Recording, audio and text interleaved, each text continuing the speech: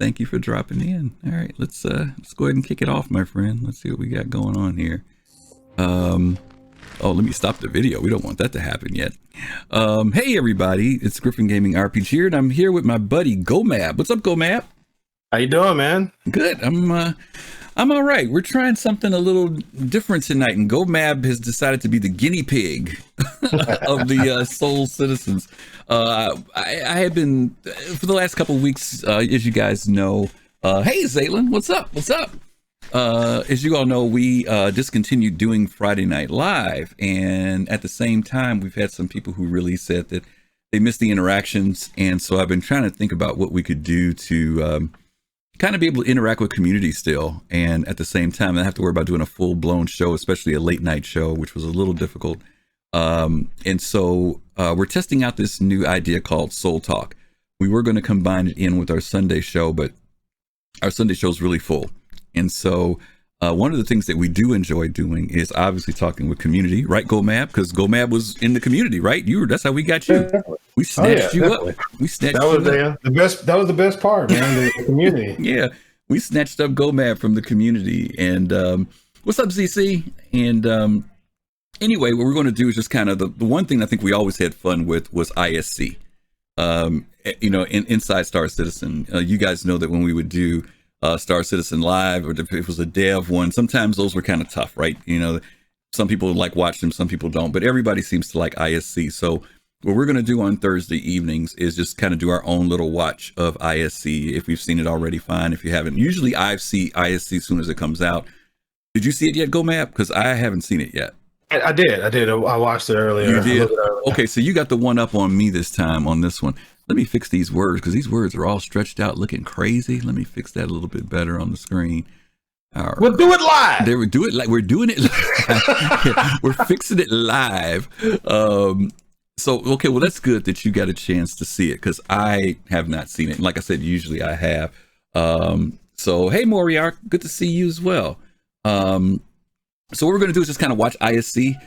We still actually are going to have the same policy, though, that we did on Friday Night Live. If you guys want to come in and talk to us, me and GoMab, about ISC, or if there's some observation you have, you guys know this week coming up is Invictus. Everybody's really pumped up for that. Are you pumped up, GoMab? Are you ready for Invictus? I am. Hopefully I'll be able to catch as much as I can. It's a crazy busy weekend, but I'm gonna be sneaking away from family obligations to log in and check out some of the expos and seeing what ships are on sale and all that stuff. I probably shouldn't be doing. Okay, that's cool. That's cool. So anyway, you guys see me here and you don't see GoMab. It's not his fault. I literally put this message out 10 minutes ago to them saying, hey, I'm trying out a new idea. But normally, if we do continue doing this on Thursdays, you will see the other cast members on. So don't think that he's being gun shy. It's just that I didn't even attempt to ask him to try to fire up a camera within 10 minutes. I barely got my stuff running in time. So he's just going to kind of be the voice on our shoulders tonight. But again, if you guys want to join in, you guys know that there's a link that pops in that if you want to talk to us, you can click on that link and you guys can come in and chat with us if you have any suggestions or ideas about the show. So let me make sure that link is running. Let's see. It's not running, but I'm going to turn it on now. So hopefully you guys can see it. Okay. So let's go ahead and get it started and take a look at it and we'll talk about it. Okay. Is it in two parts, GoMab, like usual, or is it one show? This particular one. It's one show, but there's two parts because they do they talk about the new ship and then they go into like a highlight of the, okay, what's going on. For Invictus. Yeah. Okay, gotcha. All right, cool. All right, so let's go ahead and fire it up, gang. Here we go. Let's see what we got. The RSI stuff is always a little bit tricky because it's got Chris's name attached to it, right? There's always just a little extra pressure. Basically, taking what we've done previously and pushing it again, and just breathing new life into it. And finding ways that we could keep the RSI style interesting, but also keep it fresh for the players.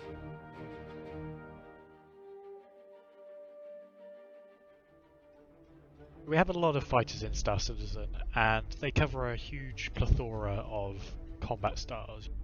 One area that we have only a few ships filling is this two-person heavy escort fighter role.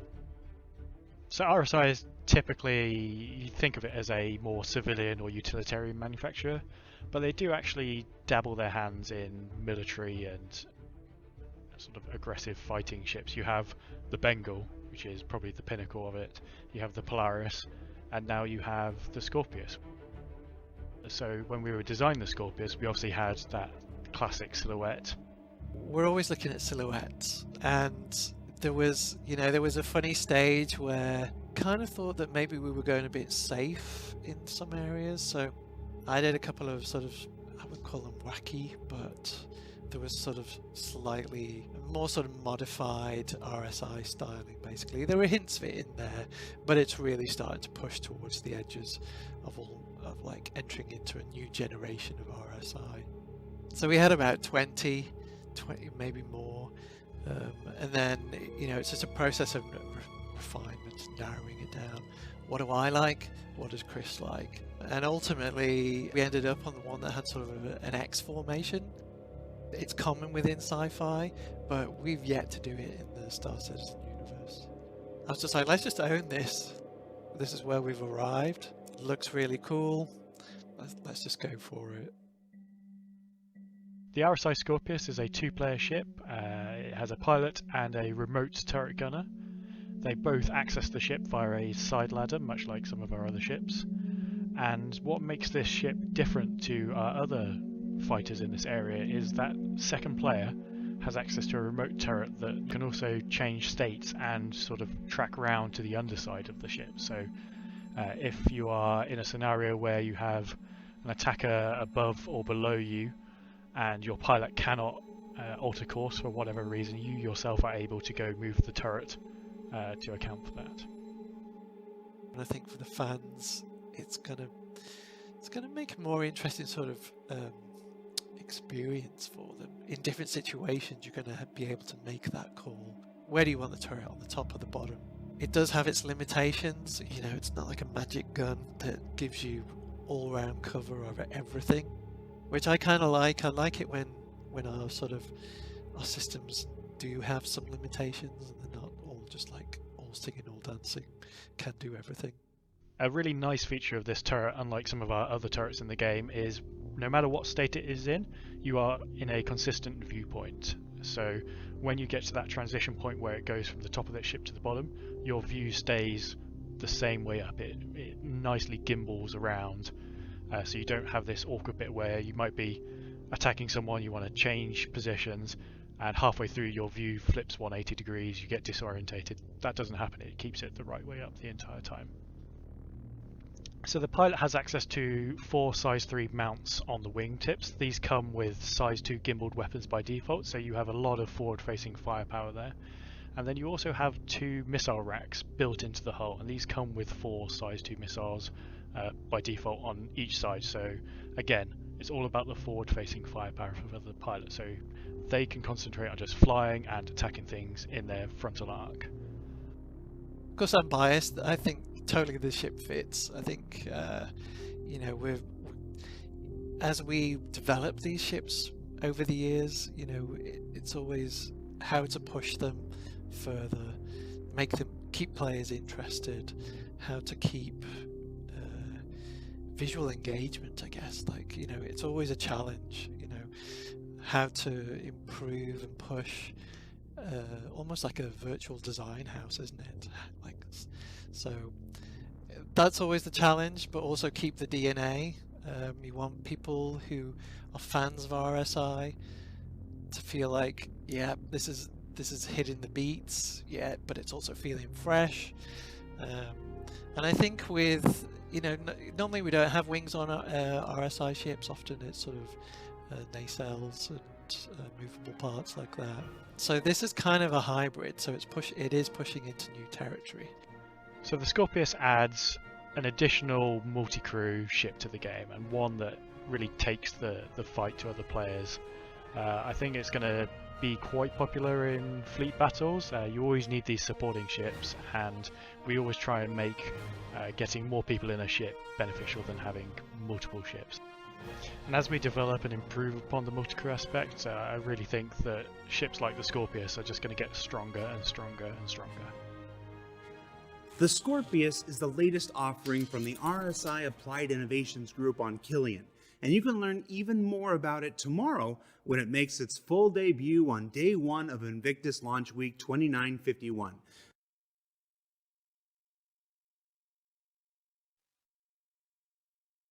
Hey, Griff, I think you may be muted or something, man. Yeah, I am. Thank you. My daughter came down to talk to me. I'm going to stop there and let's go back. And I want to maybe between me and you and maybe chat if you guys want to chime in on this too. Let's talk about what the pros are about this ship that you've observed so far. And then we can talk about what maybe some of the cons are. So why don't you tell me what are some things you like about the ship so far? Okay, I like the folding wings, right? Mm-hmm. And I really like the turret on the rails and the interesting gameplay that will bring to those that choose to jump in the turret. Now, I did buy the ship. Disclaimer. And the main reason why I bought the ship is because CIG has a way of releasing new ships that make every other ship in its class worthless, right?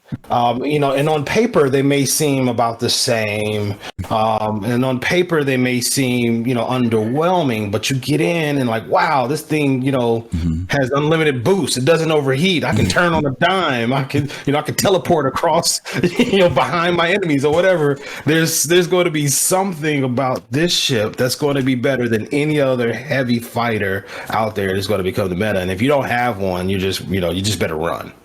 So okay, I don't want to be left out. I didn't get the Talon, because I was thinking, it's just another, I already got a Saber, right? The Saber is cool, man. That Saber's trash compared to it.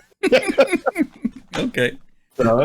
So far you digging the X-wing or the bi-wing design that they have for it, right? Which is kind of like a swept Delta wing. Is it a Delta wing? I think it's called, or a Z-wing? I forget what it's called. But, yeah. All right, but because it's swept backwards. So you like that. You digging the idea of the turret, and you mentioned you dug the fact that it was a 2-player ship as well, right? Is that what I was? Did I hear that? Or no? Were you just saying about the turret?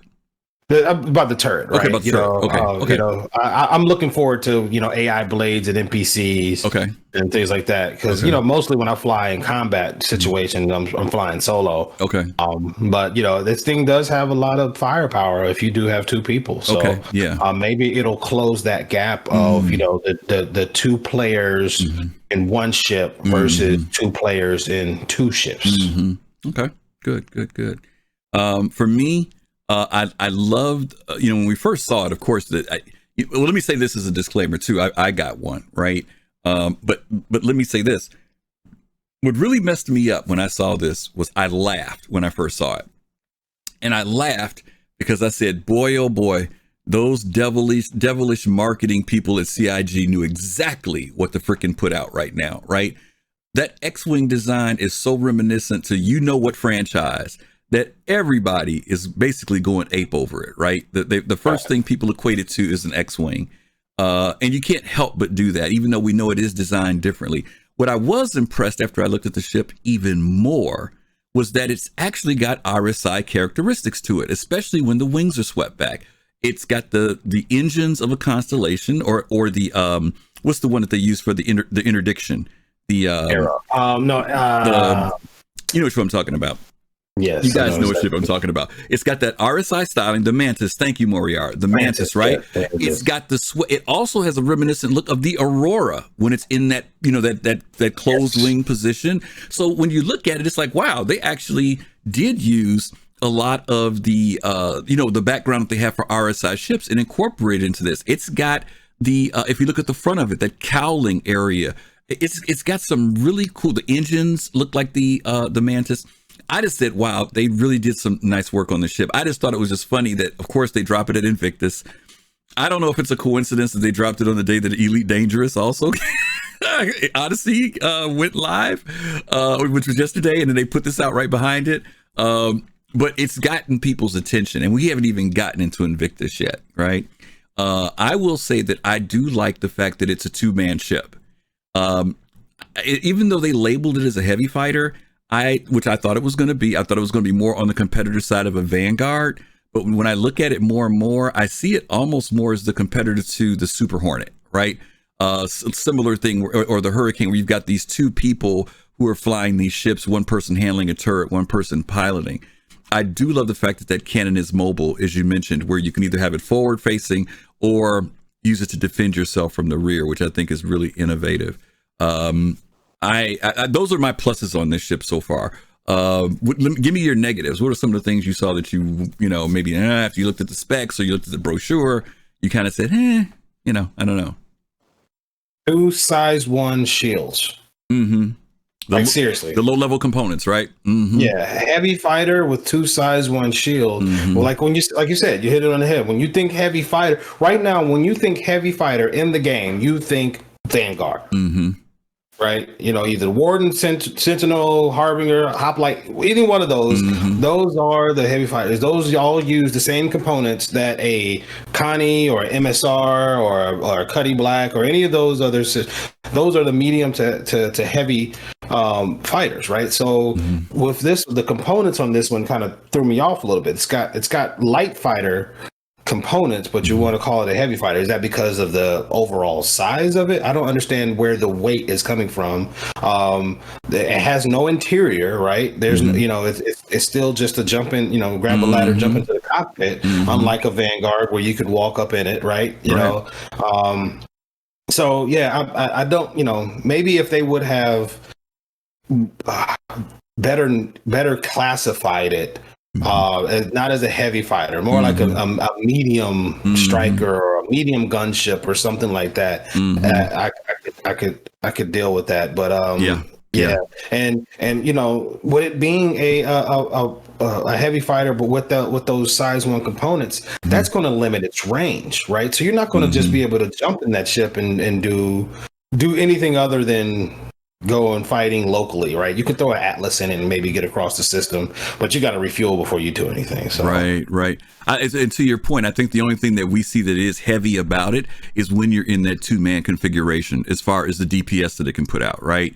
But beyond that, like you said, shields, engine, everything else is just kind of, it's moderate.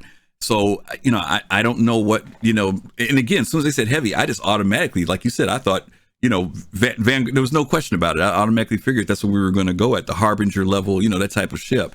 So it'll be interesting to see how this pairs out once we start looking at these specs and stuff, whether or not people are still just as sold on it or whether the cosmetics are enough to get it over. I will say this, it is loaded to the teeth in the sense of the amount of guns, missiles, and everything else that are in it. And if that second player is in the ship, it'll be interesting to see whether or not there's also a strong difference in flight in atmosphere versus out of atmosphere, whether you do have to go to the closed wing configuration in atmosphere and you can get away with the open wing configuration when you're in space. I like what Cyberwolf says is I wonder if some people, if you have a fleet of these coming in and their wings are swept back, whether or not people think that they're auroras until you open them up and they find out otherwise.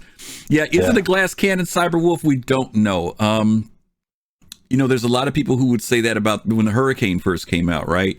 And there are a lot of people who swear by the Hurricane to this day. I think one of the things that's difficult about when we call things glass cannon is that, and we all know this, armor has not been fully implemented in the game.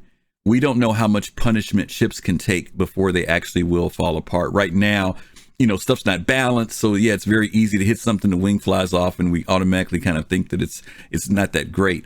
But until we know how armor is completely implemented, shielding is completely implemented. What I will say that did go mad is this. What happens when we trick this thing out, though? If you're putting all class 1, level 1 stuff in it, do you think it might step up a little bit more? In other words, it moves into that category as long as you've got the top of the line stuff in it? Because with stock, we know it's not there. Well, the thing is, you can't get bigger than the size 1, right? So you can get the best size 1 components in there. Right. To me, based off if it's like solo pilot firepower, it compares directly to a Saber, right? 4 size 3 hard points, right? You can throw, fixed weapons on there and you can do a lot of damage, right? But also, I mean, look at, the Saber it's special because it actually has 3 size 1 shields on it. Right. And it's a very tanky ship, right? Right. Now, it has been pushed out of the meta because of its maneuverability. Right, it just can't move like an arrow or a talon in order to do the dogfight. So it can put out the damage, but it can't get away from the damage. So, you know, looking at it solo wise, I just, you know, there's only so far you can take it. Now, where it's really going to shine, like you said, if you got an ace turret, you know, shooter back there that can just lock on and just, you know, you can get all 8 of those size 3 weapons, you know, lasering in on an opponent, man, they're not going to last very long at all. And if this ship is maneuverable and is able to, you know, keep up, you know, with the strafes and the circles and the wiggles and all that stuff, it's going to be bad business for anybody. So you know, I'm curious to see what it's going to do. That's why I bought it. What did you think about, I stopped the video for a second, guys, what did you think about some of these other configurations? I'll start it again here with some of these other designs. Was there anything there that kind of caught your eye? Because I thought there were some unique designs here. I like 4 right there. Yeah, it that one there is even interesting. Though that reminds me of what do they call those boats that you use on the water? You know, those high-speed racing boats. That kind of looks. That kind of reminds me more of that, you know. But there are some cool designs there. I am just wondering, all of these don't look like they had that bi-wing design though. So I'm just kind of wondering whether or not somebody just kind of realized, hey, this might be the good time to drop that X-wing design into something. But okay. I mean, they wanted to do it. They wanted to have a design that set it apart and made it immediately recognizable, you know, as to that ship. I mean, you know, that's a big challenge for them is they want, you know, as they're putting out all these ships, you know, you don't want your ships, the new ships, to look like another ship. No ship in the game. They're distinct. They need to be distinct. They're all very distinct. If you can see an outline of it, you should be able to say, oh, that's that ship, right? But you should also be able to recognize the manufacturer. Oh, that's an RSI ship, or that's an Origin ship. So. There's some interesting ones there. Those kind of like fly looking like wings, bug type designs there. But I think that's the one they actually went with right there. Kinda, you know, kind of. But there's a nice view of some of those. There's one that actually has like a sparrow wing design in there. I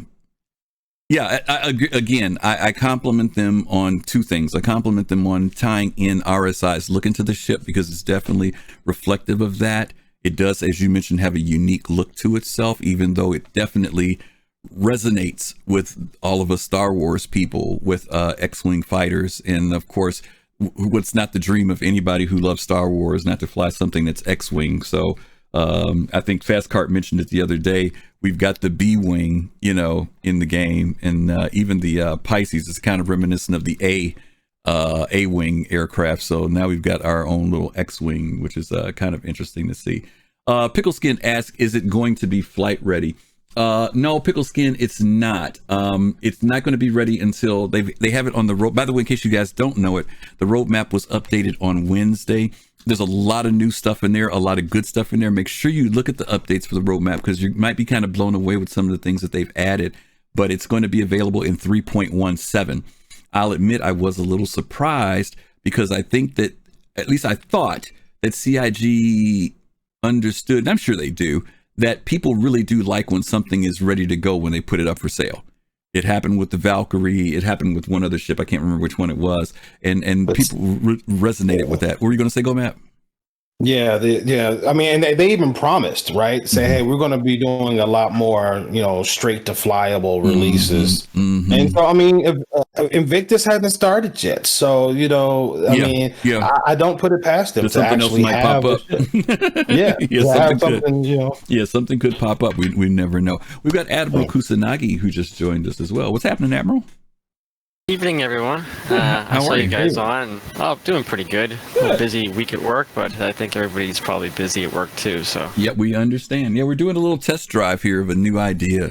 We're talking about doing the show Soul Talk on Thursday nights, where we kind of just come together and talk with the community and cover ISC. So you're dropping in on that. Yeah.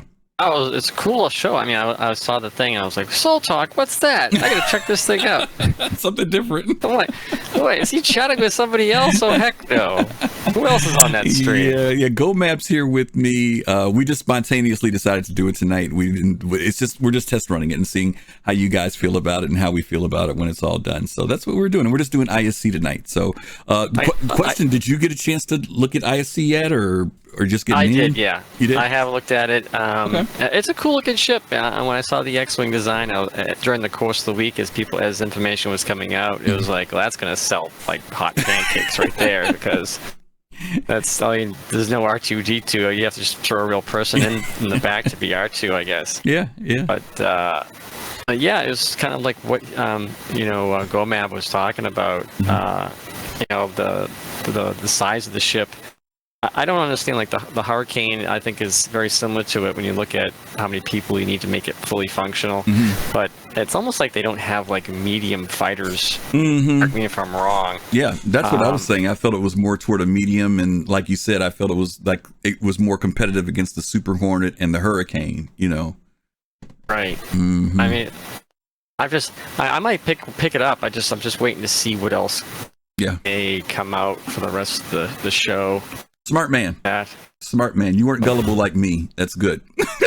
I ended up buying one, and I debated about it, and then Ops Chief threw something at me that made me open my wallet up. So I ended up. Probably because you could put 5 of those in your 890, I think. Actually, to be honest with you, that's what I did. I actually bought it and put it with my luxury account because I don't have any offensive or fighters in that account at all. And so I decided to put this one over because if I had bought this from my main account, I've got a Saber in there already, and I've got like a couple other things, and I've got an F8. It just would have been just to have it, So I felt my other character needed to have at least something for fighting if necessary. So I ended up putting it there. So now, do you think the wings spread out is actually better or worse in terms of cross section? Well, we were talking about that earlier, whether or not that the wings will have a significance in flight. Whether atmospheric, you have to be in the closed wing position, and in space you can get away with the X-wing position, because technically that's what's supposed to happen with the ships as far as them being aerodynamic. I would hope that is the case, to be honest. I know some people don't like when things go to that level of seriousness, but I'm the type of person that does. To me, you shouldn't be flying an X-wing configuration in atmosphere. It doesn't make sense to me. It also gives purpose for actually using the controls on your ship, and they're just not there because it looks good. It has some functionality and reason to have it. So as far as I'm concerned, I want the wings to, when I'm in space, that's when the bi-wing or X-wing configuration makes sense. And when I'm in atmosphere, it's closed, You have flown in an Aurora, have you not? Yes, the brick. Yeah, and don't get me wrong, that fights against all physics there is, right? I mean, well, you might as well fly a flying saucer at that point. Physics is just gone when it comes to that. But I'm just saying, whenever something has wings to it, if there is functionality, I'd love the functionality. If it's not there, don't give me. If it's not built in, then no big deal, But if it is built in to be functional, I like when they put. It's just like when we were doing VTOL, right? I use VTOL. I like using VTOL, where other people probably get aggravated with the idea of VTOL actually having a function in the game. I love it. I think it's great. Yeah. Okay. Well, I hope just on that, on what Hammer was saying, what I would like to see is an ability. I want to be able to close my wings up without having to go into landing mode, but to reduce my detection radius, right? I want to get small. I want to be able to go into a low power mode, and I want to be able to, as long as I'm not, on the afterburner or whatever, I want to be able to, sneak through space, without, lighting up like a Christmas tree. But then if as I get closer to my target and I want to become more maneuverable, I switch modes. I go into full expanded wings. Yeah, light it up, and all you hear is contact before Or vice versa, right? When you want to try to escape a situation, to know that you can fold in, get small, harder to get hit, you don't lose a wing, and you can get out of there fast, which gives you another option too. So yeah, you're right. It would be good to know that can affect your signature, as well as capability to do certain things like either attack or make your way out of there, which is pretty cool. Well, see, that's something they don't have, is like variants like the EX. Does Microtech make the EX? Those racers? Yeah, the racers. Those are MISC ships, right? Yes, yeah, Yeah. So like there is a stealth version, you know, and I have it, but I mean it's like it would be nice if this was a stealth version of that. We could paint it nice and white and some gold there, and then you could sneakily get to your 890 and sneakily get away from it. Yeah. I'm also curious to see how many of these ships you can get inside of certain ships, like in Idris, for example. We've talked about these different ships that can go inside of ships for the carriers in particular. I'm talking about. I'm really curious. I'm not trying to squeeze these in a C2. I know there will be people who will be doing it, but I am curious to see in carriers whether or not it can carry like 6 of these. Because I know I think Idris is what 3 Gladiuses. Is that right? Does anybody remember what the configuration? Yeah, it is 3 Gladius or 3 Gladius. Yeah, okay. 3 I'm just a little Gladius. confused with that too because this seems to be a lot of space in there. So yeah, it does. It seems like you should be able to do more than 3. I know. Is there like a way that they lock to the pad or something like that prevents you holding like 10? So with these things, you could throw like probably 15 in that thing. Right. Yeah, Fist it is. It's open mic tonight. Oh my God, Pops and Fist are both in general. I didn't even see them. Oh my God, let me bring them on down. There they are. Hey guys, how are you? Hey. Good. Party people. Good. Hey, how y'all doing? Good. I just saw the message. Look like good. I'm sorry. Now, Griff, now that we... Oh, go ahead, Pops. Go ahead. No, I was just saying, my son said, "So citizens off." He ran upstairs. We didn't put out a tweet or anything. I was GoMab and I are doing a very impromptu test of a new idea. And so we're looking to do this thing called Soul Talk on Thursdays, and it's doing what we're doing right now. It's kind of like a little bit of what Friday Night Live was, but it's not so late. Okay. And it's really to cover ISC and kind of just talk about the week. And so we're going to see how it goes. We've got some of the familiar faces and the what do they call it? Some of the our regulars are here in chat, which is great. We appreciate you guys stopping by. So, and we were just looking at the video. Whenever you want. No. It's Hangout, so it's not a big deal. In fact, we got one more. Uriah's going to come in, so we're going to crowd the room a little bit more. Okay. Oh, what's up, Uriah?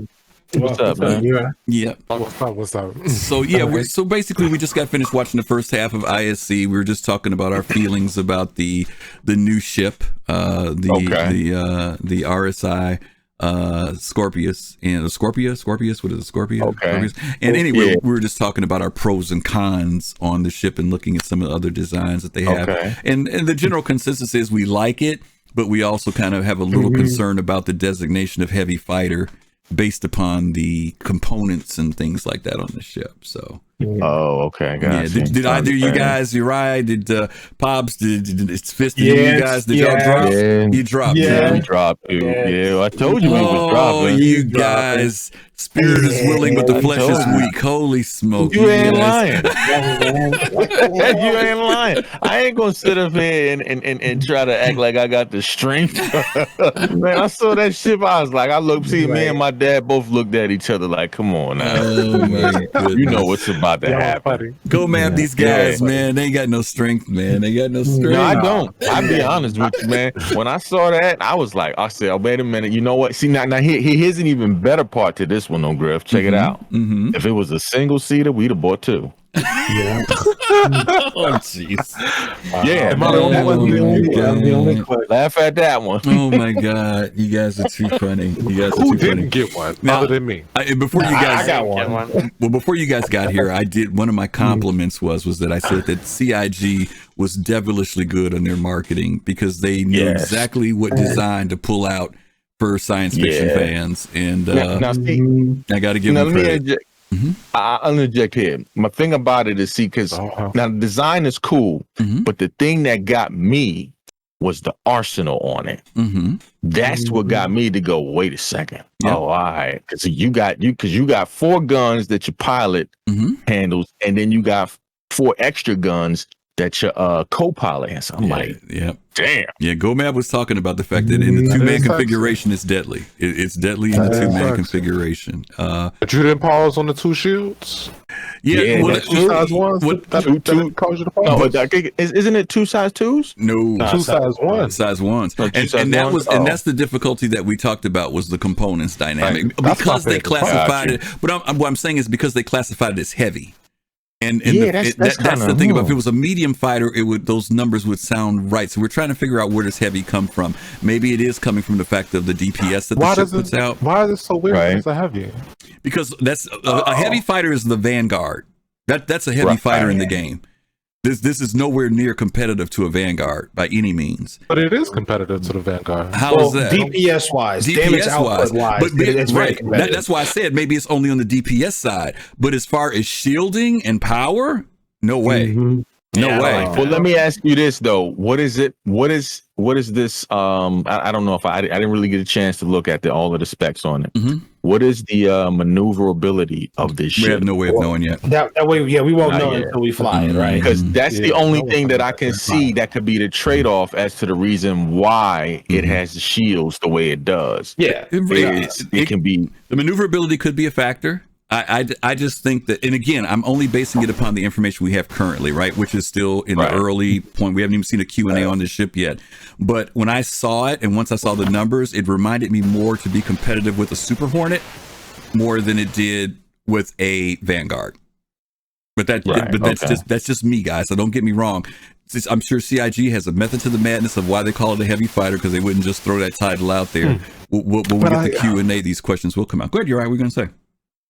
I don't understand why it can't be a heavy fighter. Like, it's like, I agree with you. It is definitely like a giant hurricane, and I like that about it. Like, and the hurricane falls into the same category as a heavy fighter too.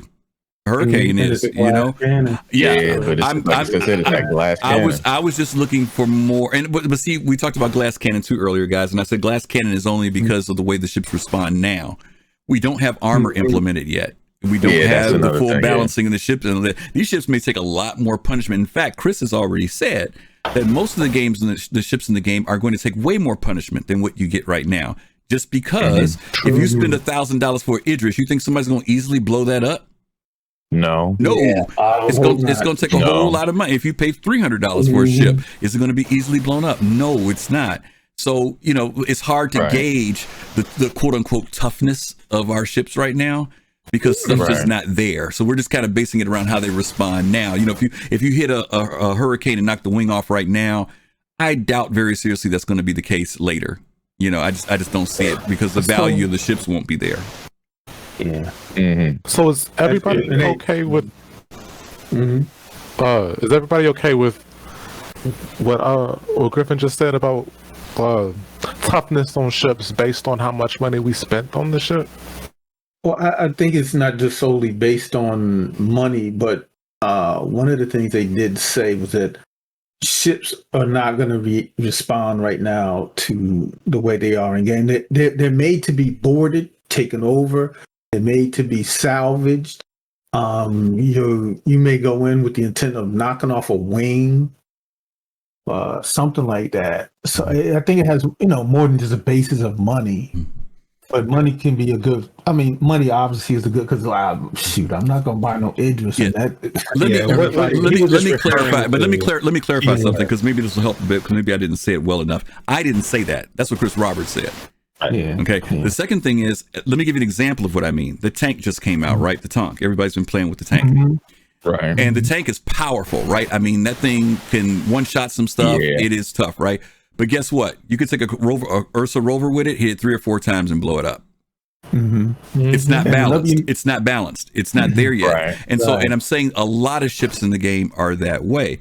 Let me give you another example. Let's say you have an Idris, right? And you've paid $1,500 for the Idris. And this is a question I'm going to ask all of you guys, because this is something we've talked about before. If your Idris gets blown up and you paid $1,500 to back the game, how long should it take for you to get that ship back with LTI? Long time. That's a rabbit hole. I'm asking. I'm curious. Seriously, give me some numbers, guys. How long do you think you should take for Idris to come back? Be real. I'm gonna keep it real with you. A week. For me, a I month. would have said about 2 to 3 weeks. Go Mab, what about you? Really? Yeah. I think we should be counting in days, not weeks. Yeah. Okay, give You me know what I'm days. saying? Give me Oh, days. really? Give me days. 7.5. Uri, what do you say? What do you say, Okay. Uri? 30 days.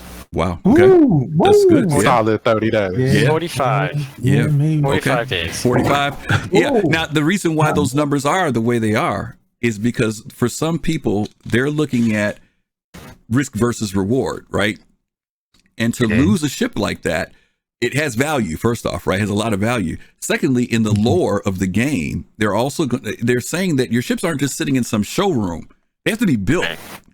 So how much time does it take for that ship to be built and for it to be brought back into the game? Also, how often are you going to want to risk that ship if it means you can get it back in 3 days versus getting it back in 3 weeks, right? So there are certain balances in the game that ships, and it doesn't make whether it's the $1,500 ship, a $500 ship, or $150 ship. Some ships you will be able to get back within a few hours, possibly maybe a day, but there may be other ships that may take 6 days, 7 days, 5 days, 10 days, 15 days. What about a javelin, right? Oof. How long does it take to lose if you lose that to get it back? See what I'm saying? Well, So my point is that what reason why I'm sharing that is because we're dealing with the aspects of what is the value of these ships to operate within space. So when I talk about the armor's not there, the weapons aren't there, the balancing isn't there, I'm saying all that has to be factored in the final, not now, because it's not there now, we're still testing, and they just give us something to work with right now, but they constantly tell you, don't gauge stuff on how the game is right now, because it's going to change, it's going to keep changing. You know, those of us who've been around, some of you all have seen the flight model change 4 or 5 times already, right? We've seen ships when we used to joust and you fly past people so fast you couldn't even see them. Then we saw the game slowed down. Then we saw it pick back up again. There's this constant tweaking until we start getting into beta and then the final prospect of the game. You know. Can I say something? Yeah, sure. I guess what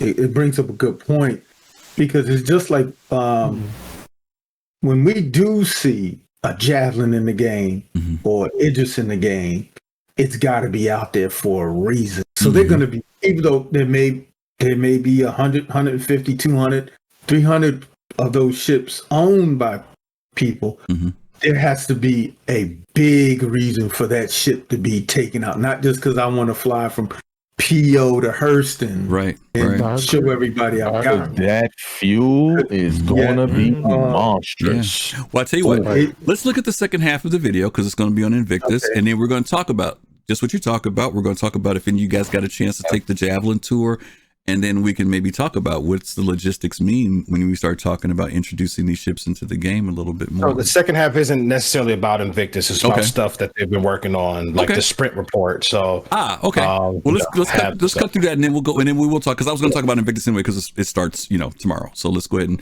finish this off. Oh yeah, I think everybody's waiting for Invictus, right? You guys are all set for Invictus, right? Yeah. Put your wallets away. All right, here we go. 2951. But up next, it's time for another environmentally themed sprint report. Away we go. Let's start things off by catching up with the current progress on hospitals. In this case, Brentworth in New Babbage, which is currently in final art phase. Now, if you've been following along all quarter, you can see things really starting to come together now, as most of these recent sprints have been full of polish passes on things like more signage coming through, those gurneys and props we saw earlier being placed about, finalization of floor details like the cut-in glass and botanicals underneath, the architecture that's really starting to come through now, floor decals, signage above the doors, and more. I'm glad it looks so good, because with the way I play, I've no doubt hospitals will be my most visited locations. You'll soon be number 2, prison. Moving on to some technical advancements, members of the Planet Tech team are currently in a series of R&D sprints exploring an improved canyon experience for future locations. What you're seeing here isn't an actual planet that's being made for the game, but one of many prototype zoos we've discussed on ISCs in the past. Now, prototype asset zoos like this are a great way to test many different options at once, and the main purpose here is to develop a better way to mitigate the stretching and artifacting that currently occurs when you stretch one of our height maps too high or too steeply. Currently in game, many of our canyon walls are popcorned with smaller rocks to help disguise this and provide a better read overall. But these new tests are designed to add geometry breakup on the surfaces themselves to prevent unsightly stretch marks. Now, these experiments are the next step in creating more dynamic surfaces for Star Citizen's planets and moons, and will only continue to get better looking and more realistic as the team continues their efforts. Now, it's been a month since we last looked in on the continuing work building our upcoming colonialism homesteads. I know, I couldn't believe it either. So let's check in with some of the prop plants currently in development. Now, the team is looking not just for a variety of different shapes and silhouettes, but also the potential for indoor personal harvestables that players can pick, and the variations of all of these at different stages of life and death. So, great. Another chance to disappoint my mother by being unable to keep houseplants alive both in the real world and now virtually. As for the homesteads themselves, they're working their way through Greybox now, so let's take a look inside at this internal review that was done just a couple weeks ago.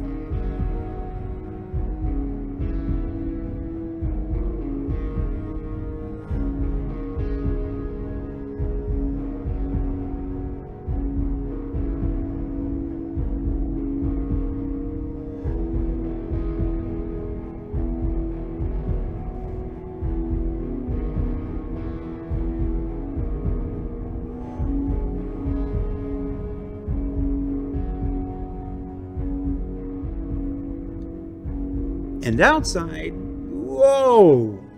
Okay, we're going to see more of that planet starting next quarter. As for this quarter, let's jump into the most anticipated location making its way into the Star Citizen universe in the upcoming Alpha 3.14. The VFX team recently completed a sprint bringing the nighttime emissive particles that were previously developed for the nightclub in Wally's Bar and expanding on it for Orison at night. Now this looks pretty good, but when this gets layered in with the finished lighting pass and the nighttime gas clouds in the background, I think it's safe to say we're going to be in for something truly special when both Crusader and Orison arrive in the upcoming Alpha 3.14. So what did we learn this week? Well, we learned that RSI is looking to break out of its shell and stretch its proverbial and literal wings in new and exciting directions. That Planet Tech continues to innovate and improve in their desire to make each new planet better than the last. And that Orison is going to set a brand new benchmark for landing zones when it arrives at the end of this quarter. Now, don't forget that Invictus Launch Week officially begins tomorrow, where you can journey through a jumbo javelin, breathe in a behemoth Bengal, and fly nearly every fighter for free. You could say I'm always about abusing alliteration. For Inside Star Citizen, I'm Jared Huckabee. We'll see you all next week. Okay. Boy, a lot of cool stuff there in the sprint report. Anybody got anything that they stood out to them in there that they liked that they saw? I know it's not going to be there, but where's the maternity ward? The hospital. Really? I'm gonna That's definitely baby's being born.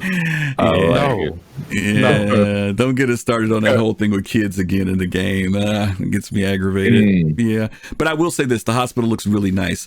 I don't know if you, and I'm going to cover roadmap roundup when we get through talking about this. But did you guys see that they're putting a clinic in Grimhex? Yeah, yes, I did. Yeah, I saw that. Yeah, I heard that. Yes, that makes sense. That makes sense. It does. So let me ask you a question. Let me ask you a question. Okay, because I'm from obviously some folks are from New Jersey, and when I used to live back in Newark, I used to have a hospital called UMDMJ. We used to call that hospital Gunshot Hospital. So I'm wondering, is Grimhex going to be the Gunshot Hospital? Yeah. You know what I mean? Yeah. But Uriah's point, Uriah's point is they do need it because we need a place for the unlawful people in Stanton to go to. Because if you got a crime stat, you can't go to the other places. So they've got to have some place for them to go. Now, whether or not this guy's going to be like the butcher that worked on the Joker with Jack Nicholson or not, that's another story. That could be a possibility. Yeah. But no, I think it's very cool that they're obviously people who are into the whole health career, medical career. They're probably starting to get a little excited like the mining people were, because they're starting to see that we're moving toward dealing with this whole thing with health and healing and whatnot. So I thought that was pretty neat. What else did you guys see? Anything else? That's true. Oh man, you know what? I'm gonna tell you. Like I said to you yesterday, Griff, when we were speaking on Elite Dangerous, and we talked about the graphics of Star Citizen. And when I saw the homestead, when he was showing off the plants, I looked over at my dad. I said, "Damn, man!" It's like, man, this game is just gorgeous. Yeah, yeah.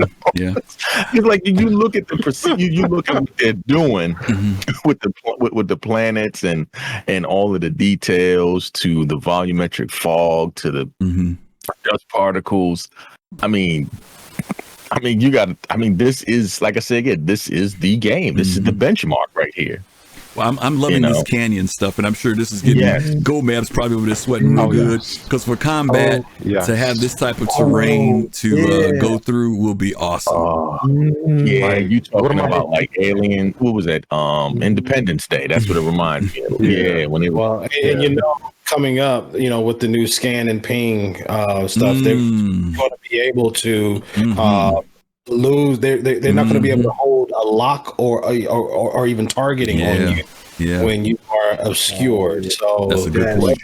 Terrain like that is going to be crucial, right? If they got a bead on you, you can dip in and they can just lose your whole target altogether.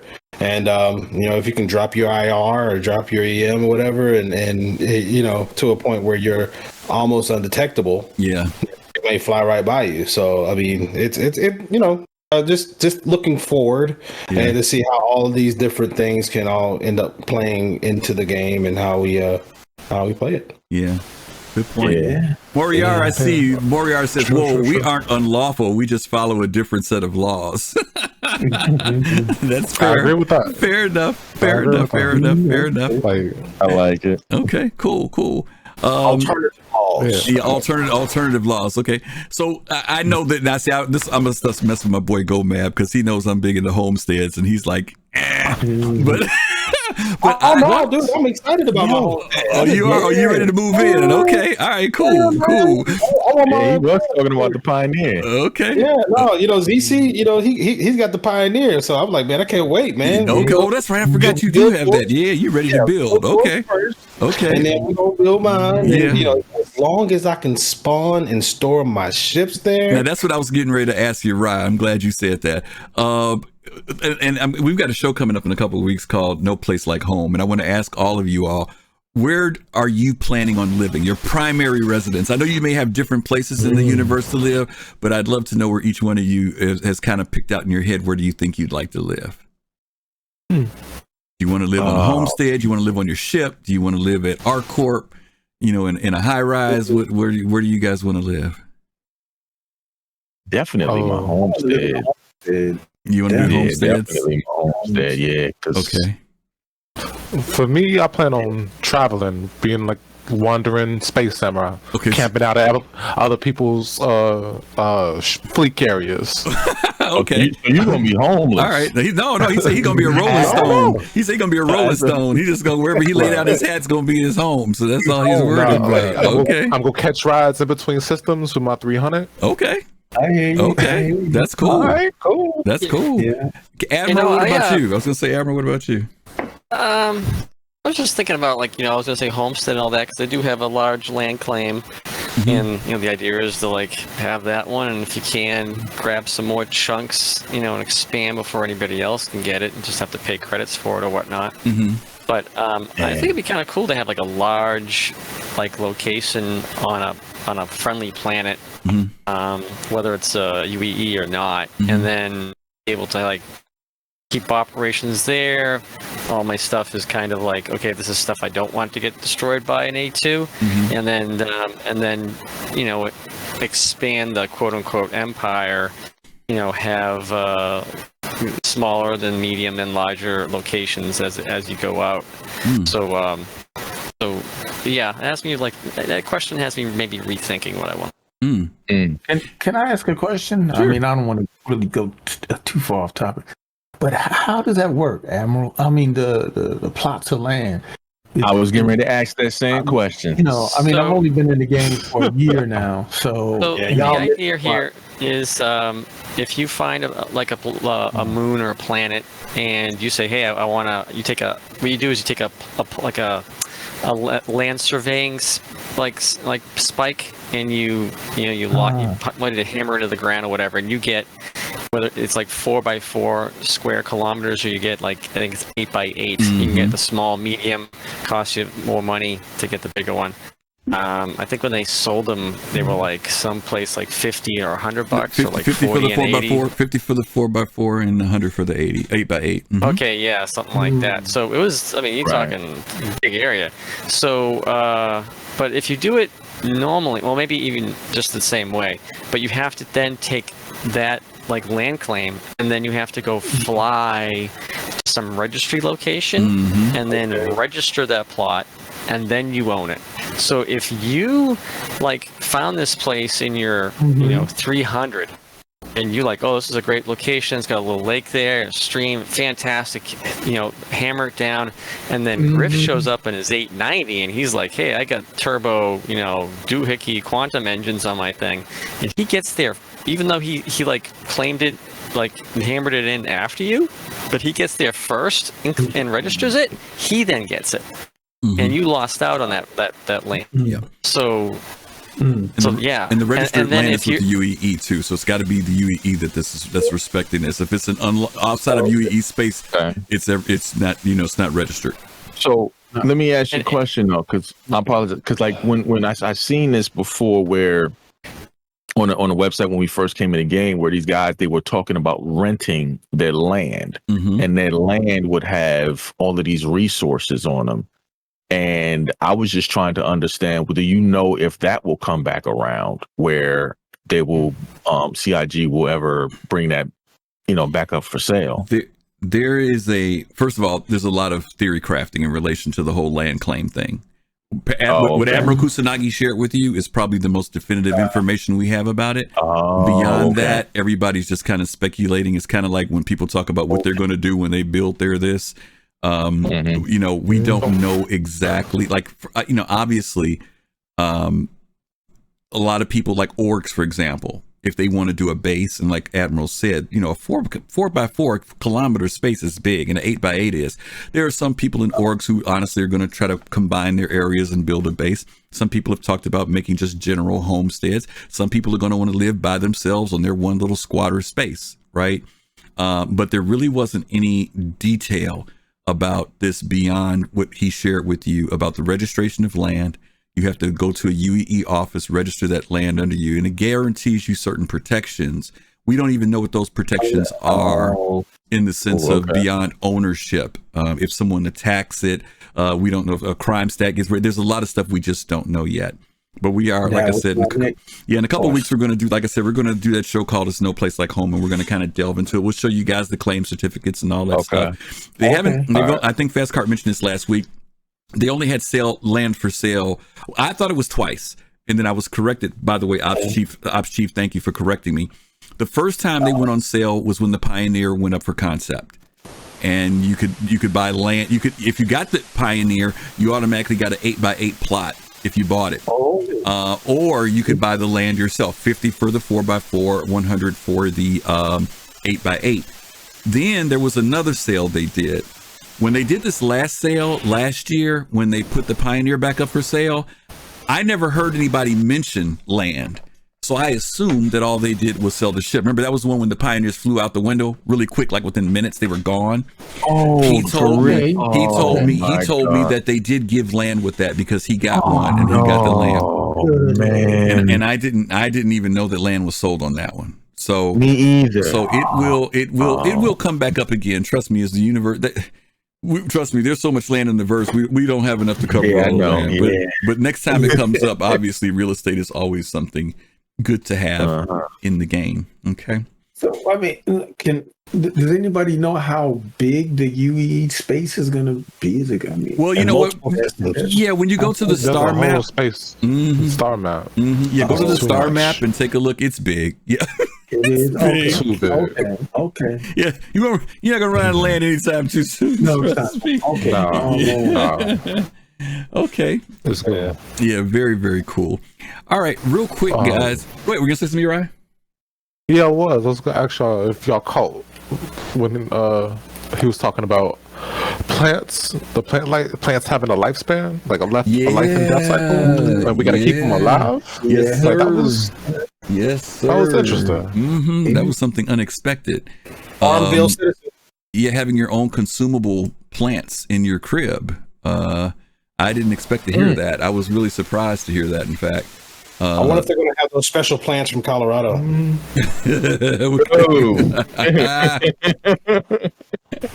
not going to. That made me think like our planet's gonna have seasons, like real seasons that we gotta keep track of and like make sure the stuff is growing when we need it to grow. Well, you know what? Like you notice on some of the planets now, or the moons rather, when you go to some of those botanical stations, they've got those in-ground plant growing with the glass over them. So whether they're going to give us the capability to grow outside that way, and then like some of the ones they were showing there looked like those might be interior plants too that you could have inside your home. And they talked about being able to pick fruit off of them and stuff, consumable fruit. It'll be interesting to see where they go with it. I mean, I know there's some people who think that this is kind of what does this got to do with space combat and everything else? But I think when you're talking about living in space, if you can grow, and we talked about this before when we did the show called A River Runs Through It. And we were talking about them introducing streams and rivers. That you've mentioned it earlier. That's what I think Admiral did. That's what's going to make land prime. When you've got water and places where you can grow your own food, now you don't have to travel back and forth, or either you can start harvesting or farm and producing for your base or selling it in game. That brings a whole nother economic dynamic to the game. And there are plenty of people, I guarantee you, there are plenty of people who would love to be a farmer in this game. Yeah, they stay on their freaking farm and harvest and sell their stuff, and they'd be happy as clams and maybe never even want to go into space. So, I forget who said it, but like the person who said that they might have heard someone say you could like rent someone's land. You know, they already started putting water in the game, so if you can find a spring or like a group of springs that create rivers, and you've put a plot of land there, well then you don't even have, all you have to do is rent out that land to whoever wants to just, farm water and then send it off planet to whoever needs it, and to reap that monthly money just because you're renting out the land. Yeah, good point. Sagarius, thank you. Yeah, that's what I was referencing. I didn't know that when they did that last sale with the Pioneer that they gave the land away. So thanks for emphasizing that, or confirming it, I should say. That you do get your land if you have the Pioneer. That's a great incentive if you get one. So nice little thing to have. Expensive, man. They didn't give nothing away. This is true. This is true. Let me ask you guys one more question before I jump into the roadmap. Do you think there'll be people that will rent space? And what I mean by that is you talked about renting land, but I'm saying, let's say that Admiral Kusanagi has a Kraken, right? And I really don't have a ship that I can, all the ships I have are fighters or whatever. Do you think there'll be people who will strike a deal with the Admiral and say, hey, listen, can I rent a room on your Kraken? I'll travel with you and everything else. And maybe we do an exchange. I'll defend the Kraken if something kicks off. In the meantime, I get to stay here and travel and go different places with you. Do you think people will do stuff like that? Good idea. I just said that's me. Oh, that's you. Like okay. That. Okay. Okay. That's all I'm gonna be doing. Okay. The only thing I have to think is because my mind gets suspicious when I think of that scenario because of spies. Yeah, well, I mean, obviously you want to make sure you check somebody out, or maybe somebody from your org or your group. You know what I mean? I don't know if you're just going to take any old stranger, you know. Yeah. But you might look at reputation, right? Those going to be factors in the game. That's the only thing that concerns me about that scenario. But here's the deal. Maybe there aren't some concerns because, like in games like Eve, you had to grant certain permissions to people in order for people to get access to things, right? And so if they continue with the permissions benefit, aspects of the game that limits, if Uriah's staying on your ship, he has access to his room and stuff like that, but he has no access to controls. He can't access the cockpit area, things like that. Maybe there's some things you'd be able to put in place to kind of make sure you have some level of security, even if it's somebody that you don't know on your ship, right? Yeah. It could be. But I also think about them, giving away your location. Yeah, that's another factor. That's another factor that I'm because in this game, it kind of feels like I got to have my head on that swivel. You sound like you don't trust people there, Fist. I don't know. What's going on? You have trust issues. Sounds like you have trust issues, man. I don't know, man. I'm just being real because I'm like you said, hey, listen. Somebody somehow, I'm just saying, it is possible. I always try to think of what could go wrong. True. I'm not saying it's going to happen. Right. I'm just saying I'm just cautious because because we're going to have the band new merchantman and we're going to do our thing with that. And somebody somehow, like you said, infiltrates and gets on there and then somehow, calls their buddies and they come and they snatch it up. And now I got to, fly across the systems to try to find this thing. Right. Oh, man. Well, don't get me wrong. And that's why I said I was merely specific about the Kraken because I'm talking about ships that need people to help crew them or defend them. And that's kind of an exchange of services dynamic that happens there. You know what I'm saying? Where like a brand new merchantman, you ain't going to want to have no strangers, traveling with you on that. You know what I'm saying? Yeah. So, okay. But that's a good point. I think it makes up a very good point. Like, what I was thinking is like, say you need certain size ships. Say it's like that ship you're talking about is in this case, a medium-sized fighter. He can't or she can't get to, another system because it's too far away. Right. They're going to have to fuel up 20 times. So, hey, can I take one of your slots in your Kraken and then you just, we'll drop you off here or whatever. So I can see stuff like that happening. Yeah. And I also see, Fist concerns over, security concerns too. So I was like, because when you said that, I was like, I don't know if I like that at all. But then whatever. So I can see different levels of it. Yeah. But that's what I'm looking for. Like I don't want to travel between systems on my own and nothing. I don't want no giant ship. I just want to kick it on somebody else's. I hear you. That is smart. That's smart. All I need is a ship that got a shower, a bathroom, that can hold the vehicle. I'm good. Somebody like you, okay. I know you, Uriah. You I know you. So far, I'm putting it to you this way. So far, I know you. So yeah, okay, not a problem. As long as you understand, if you act out, you're gonna get two to the head. You know what I mean? Boy, but anyway, I'm just saying. Them guys from New Jersey are rough, boy. Them guys from New Jersey are rough, boy. I thought Chicago was rough. Oh my goodness. All right. So let's go ahead and jump into the roadmap, guys. All right. As you guys know, I mentioned this earlier. They've had some really, as they call it, notable changes. And I really love to hear what chat thinks about some of this stuff that they listed.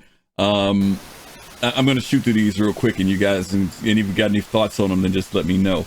Identity service will be a proxy service that will relay information about accounts between RSI's platform, Tavern, which they're saying Spectrum, in the game client. You guys know that they've been talking about this unified communications that will take place in real time in the game. So that, like, if you're on Spectrum, they talked about a mobile app at one point, and the game, that the communications will all be in real time. So you can communicate with each other. Like, if not to be funny, I don't want to say this, but like if you're at work, right? Something happens, somebody can actually communicate with you from being in the game in real time. And so I'm not sure if this is completely that, but it sounds like it's a little bit of a reference to it. That's what I need at work is, hey, you guys trying to steal the Kraken, get back. Yeah, exactly. Exactly. Okay. AI untrained combat. First iteration of untrained characters such as civilians to react in battle scenarios. Civilian AI will be able to use weapons to defend themselves in threatening situations and will try to preserve their lives using cover or surrendering when necessary. Now, I'm digging that because I saw Cyberpunk and I've seen in Grand Theft Auto, and I've always been a little frustrated with the fact that civilians pretty much just take off running. You know, what do you guys think about that in Star Citizen, that they may pull out a weapon and fight back? So the surrender move is just they're just gonna stand on the chairs in a T-pose. Like, all right, you got me. You got me. Nah, I like this though, because like, all right, what is that? The first time I've ever seen this was in GTA. Thank you, Buster. Excuse me 1 second. Thank you, Buster, for the host. Thank you so much, sweetie. We appreciate you. Hope you had a good night streaming tonight. Go ahead, Fist. Yeah. No, I was saying the first time I've ever seen where NPCs will actually, in combat situation react was in GTA 4, I believe. Like if there's a gun on the ground or something like that, and let's say you shot a person, and a pedestrian will actually run and go grab that gun, hide behind a car, and start shooting at you. So it adds a dynamic to the game. So it's like, oh man, that's cool. Okay. I like the fact that it also means that there's that possibility. Civilian may not have a weapon or have access to a weapon, but you just can't. If you decide that you just want to go randomly into some place and start some stuff, it may not just be the authorities. It's kind of like somebody who has concealed carry on them, right? You just don't know. And I like that because I think sometimes people, it's kind of like we know who the guys are in uniform with the with the armor, so we know to look out for them. But what happens when it's the guy who's walking with a suit and a briefcase, or the woman who's working behind the counter at one of the restaurants? So you better not do that at Area 18 Cubbies, right? Yeah. So I'm digging that. Okay. Yeah. All right. I appreciate that. Like I feel. Oh, go ahead. Yeah, sure. Go ahead. I'm glad they're doing that to like add on. So it's more than just Westworld. Like the NPCs can also fight back, defend themselves on their own. Yes, that's very good. You're a good point. Very good point. Okay, AI planetary navigation. First pass at a system that allows NPCs to move on planetary surfaces using a dynamically generated navigation map. This will efficient process planetary terrain and objects to prioritize the processing of the environment around the players into nav mesh, allowing us to use all the existing functionalities on all planets. I don't completely understand that. I'm not going to act like I do. Other than the fact that NPCs are able to move around the planet using navigation in some form, and I don't know what that means. Well, just imagine. All right, so imagine you got a mission to go and take on a bunker, and you've shot out the turrets, and you're coming in for a landing, and instead of all the NPCs just waiting down in the basement, they're able to come up the elevator and start streaming out of the doors and running behind boulders and navigating around all the stuff out there to actually come meet you at your ship. So as soon as you step off, you fighting. Right, so they're able to move around out there. So, and that's going to be key. I mean, think about it. We just got the Tonk, we got the Tumbril, we got all of these land vehicles, right? So we're going to have this land combat. If it's not going to all just be PvP, it's got to be NPCs. They got to be able to move around, navigate, not fall off all the cliffs, so on and so forth. Okay. See, GoMap's an IT guy, and that's why we have him on the show. See, I completely forgot to utilize his talents. Thank you for answering that. Okay. Space station clinics, hospital interior location, clinics throughout the verse where players can heal, revive, and purchase medical supplies and life insurance. How about that term? You guys ever heard that before? Life insurance? Yeah. Can I get LTI on my character? Does anybody know what life insurance is yet? No, I mean, Different policy. Yeah, you got to. I'm be honest, you got to down to explain your phone. There you go. Exactly. Okay. That's what I was kind of thinking, but I wasn't sure. Yeah. So it'll be interesting to see what that's going to entail. You know, whether that means, you know, the insurance is giving them credits or money, or I mean, not money, items, or you're, you know, passing your stuff down if something happens to you. We'll have to see where that plans out to. Grimhex Hospital Interior location. Grimhex Hospital Interior, where players can heal, revive, and purchase medical supplies and life insurance there too. Okay. Unified login queue, creating a shared login queue to prevent massive login waves from negatively affecting back-end services. So that, in other words, you guys already know what that is, basically. Let's see, cockpit button animations. Finalize the Gladius's dashboard buttons with multi-states and fully demonstrable with a procedural animations for each state. I don't know if you guys have noticed on some of the ships and vehicles now, even though the animations aren't there, the buttons are now on certain locations. I know when we were on the C2 has a button for everything. the C2 does. Yes, and the Tomp does too. When you go into the turret, there's individual buttons and stuff for stuff. So they're moving in that direction, which is good. Okay. Derelict spaceships, POIs, point of interest. Point of interest that will be scattered on planets. They will be derelict spaceships with some type of activity, such as a puzzle, traversal, hostile AI, and some type of reward for resolving said activity. That is very good to hear. Yes, this is what I'm looking for. Yes, cool. Mission manager updates alongside converting to building blocks. This feature includes an updated UI in support of the dynamic mission system. Also includes the ability for players to see the reputational requirements of mission content. Okay. So right now, even though they've introduced the reputation system, we're not really completely aware of all the requirements right now, depending on what level you are within a certain group or guild or whatever. They're going to be able to implement that, they're saying. Okay. For those of you who are into cargo, the MISC Hull D, building and implementing and balancing MISC's heavy cargo hauler, the Hull D, as a flight-ready vehicle. The MISC Hull E, building, implementing, and balancing MISC's heavy cargo hauler, the Hull E, as a flight-ready vehicle. Do any of you guys own a Hull D or E? I think anybody has the E. I have a D. Yeah. You got a D? Yeah, I think you have a... Just tumbleweeds. You got a D? D, Okay. yeah. I traded my D. It used to be a max, and then You went from a max to a D? eventually, yes. Oh my God. Astro Nesto says he has an E. Moriarty. Boy, you guys are going to be hauling some serious stuff. Y'all do that planetary hauling. Serious my stuff. goodness gracious. As Grady would say, good goobly goo. All right. I needed mine to be able to move around a little bit more nimbly than an E. Yeah. No, it was I think like $100 more or something like that. I'm like, Yeah. They're not cheap. Those ships aren't cheap either, but they're big cargo ships. Boy, oh boy.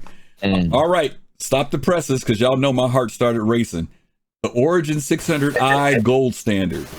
Implementing, polishing, and optimizing all features required to bring the Origin 600i to gold standard. Now, this is kind of tricky, right? We keep hearing rumors, and even CIG has talked about them doing a rework on the 600i. I'm hoping that that's a part of this, but gold standard is not necessarily that in general. It doesn't mean a rework. What gold standard is like where... Remember, we saw them do it with the Gladius, right? Where all the panels, the components, all that stuff gets implemented into the game, where they're actually functional. You can take them out, remove them, and all that other good stuff.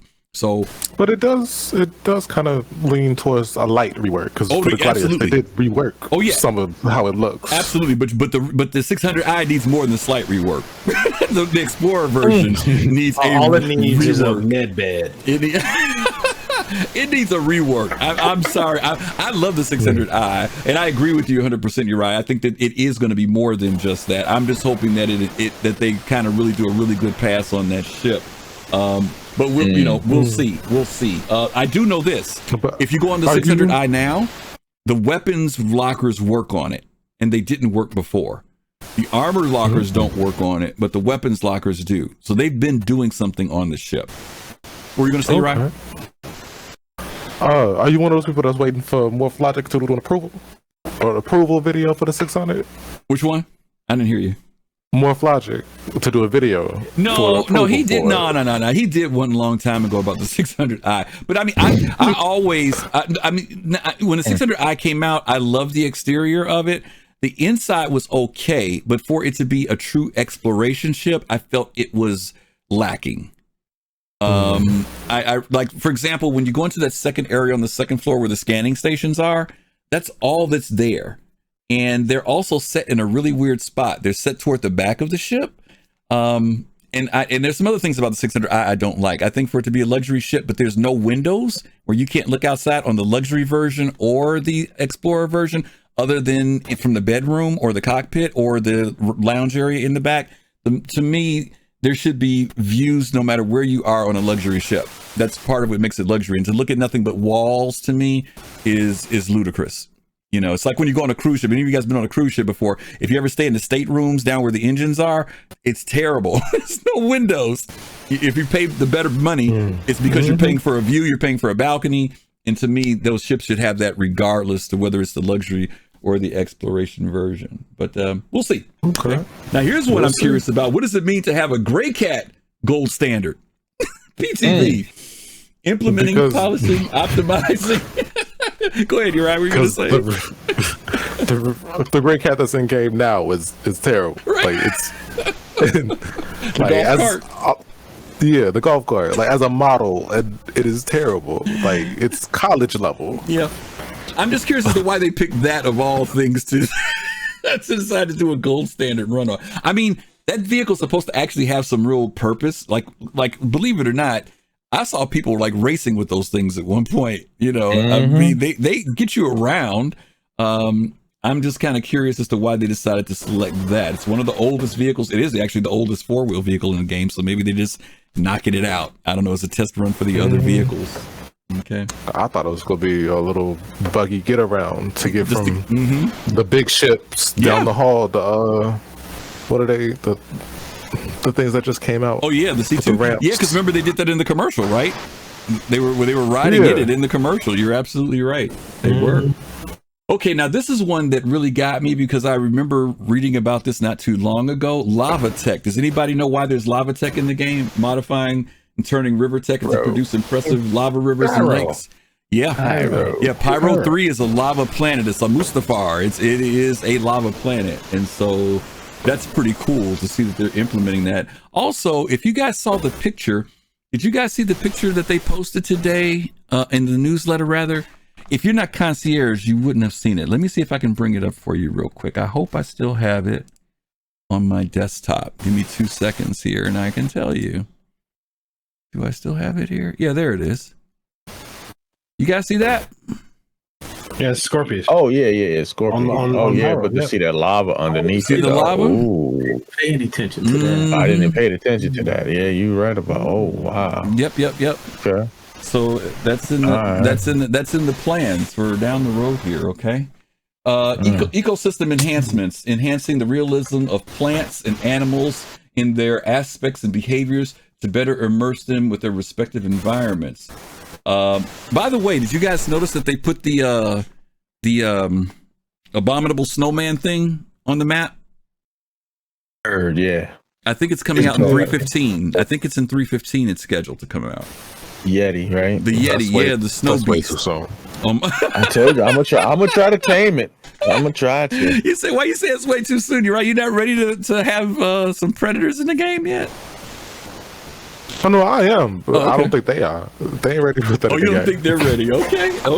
Well, no, they ain't ready. That'll be the fall. We'll see if they. Can I have your stuff when that thing mauls you to death? Like, come here, little boy. I got you. I got some. Oh, you. Wow. Wow. Man. I thought you would have helped me, brother. I will help you. Oh my God. You guys... I ain't gotta be faster than the Yeti. I just gotta be faster than you. I know. Okay. Let's see. These deliverables were previously taken off the roadmap temporarily, but are now coming back, which is great. Bounty Hunter version 2 is coming back. Multigrid SDF, capital ship destruction, is coming back. And then weapons misfire and wear. Those are all coming back into the game. That's good. Yep. Small home outpost.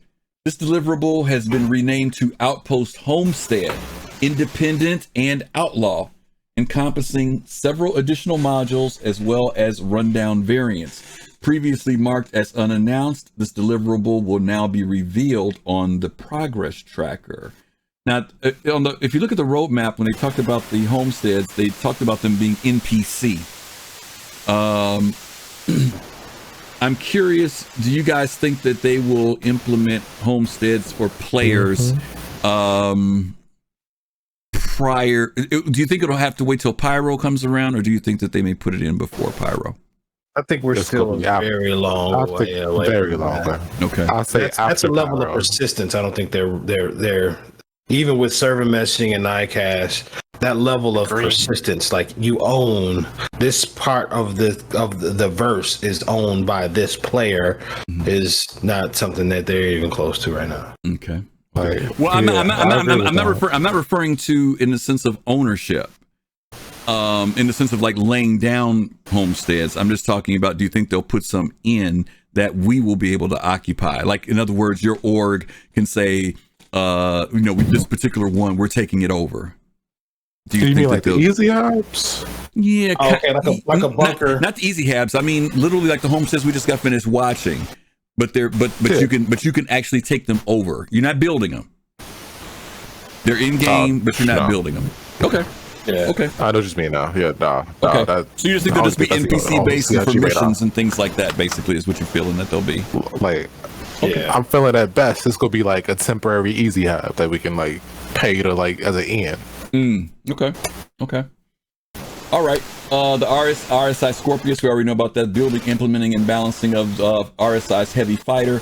The Scorpius is a flight-ready vehicle. You'll learn more about it, blah, blah, blah, blah. You guys know this is scheduled for 3.17, which is January 2022. Okay. On the release view, there was some stuff that they placed in here about the weapons capacitors. You all know last week they did a big show on capacitors for the ships. So there's weapons capacitors, thruster capacitors, shield capacitors. All three of those are going to be implemented into the game. So as a pilot, you're going to have another thing to have to worry about in the game. Not a fan. Not a fan? Not a fan. Really? Not a fan. There's a lot of stuff they could have stolen from Elite Dangerous. This ain't one of them that I was clamoring for. The pips on Elite Dangerous, because that's all it is. You got those 3 pips that you control. You know what I'm saying? And recharge, and they're solving a problem that did not exist. It didn't exist. Okay. All right. Planetary volumetric clouds, initial version of bespoke system of convincingly render multi-layered volumetric clouds of varying scale with planetary atmospheres. Question. What's the impact of these volumetric clouds when it comes down to atmospheric combat? You think there'll be a factor? Yeah, do you think there'll be? That's what I was going to ask. Do you think that they'll add things such as wind turbulence, things of that nature when you fly in them? I hope so. Okay. I'd say yes. I hope so. I mean, you already have some wind. Especially during storms. Storms, yeah. Okay. Yeah.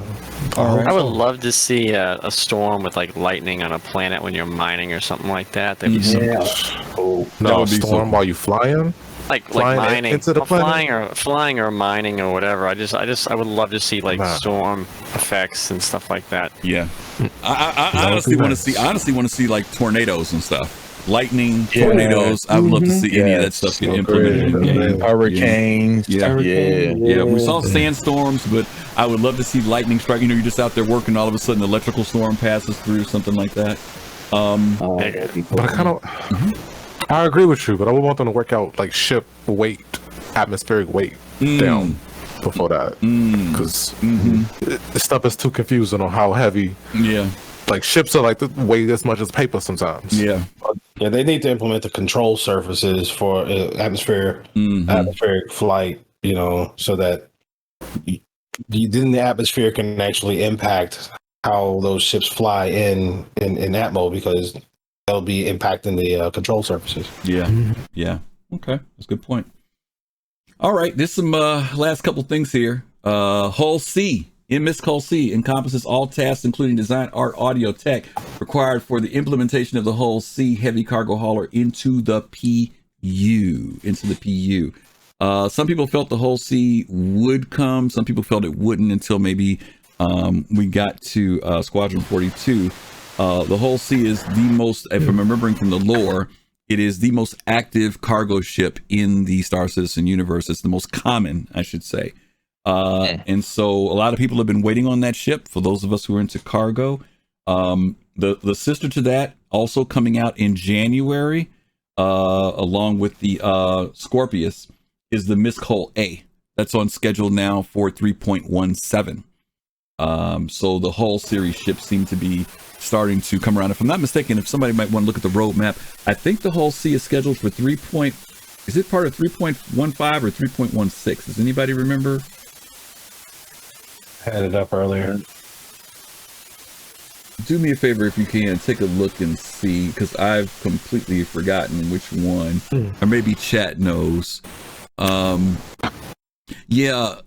Price hike, absolutely, Astro, you're right. Price hikes are definitely going to come with the Hull series ships. They've been around for a very long time, and the prices have been pretty holding. In fact, I think a Hull C, when it first came out, I think it's like $200. And I definitely 316. Is it 316? Okay. Yeah. All right. Yeah. So it's not that far away then. We're talking about it, assuming there's no pushback on it, that we're talking about sometime this year for that to come out. Now, can I ask a question? Sure. Okay, so when they talk about Hull and they talk about tech, are they talking about handing off? Like, what I mean by handing off, like, handing off those cargoes off to other players to take it, or cargo being transferred to them from other ships or something like that. Is that what they mean by the tech? You mean the tech in the sense of those ships themselves? The mechanics, right? Like, because there were a couple issues that they talked about with the Hull series ships. One of them was the grid itself. You know how those arms extend out with all the boxes on them and everything? That's what I'm talking about. That was one thing that they were having an issue with. The second thing was the same way that they have to create grids so that things stick to one another, but yet they still have how some things are independent and then they come together, they become a part of the same thing. They was also developing the tech for that for each of the boxes. Another thing they talked about was because in the early days, we used to measure the items by there was a different means of measurement we used to use for measuring CU or SCU or whatever, right?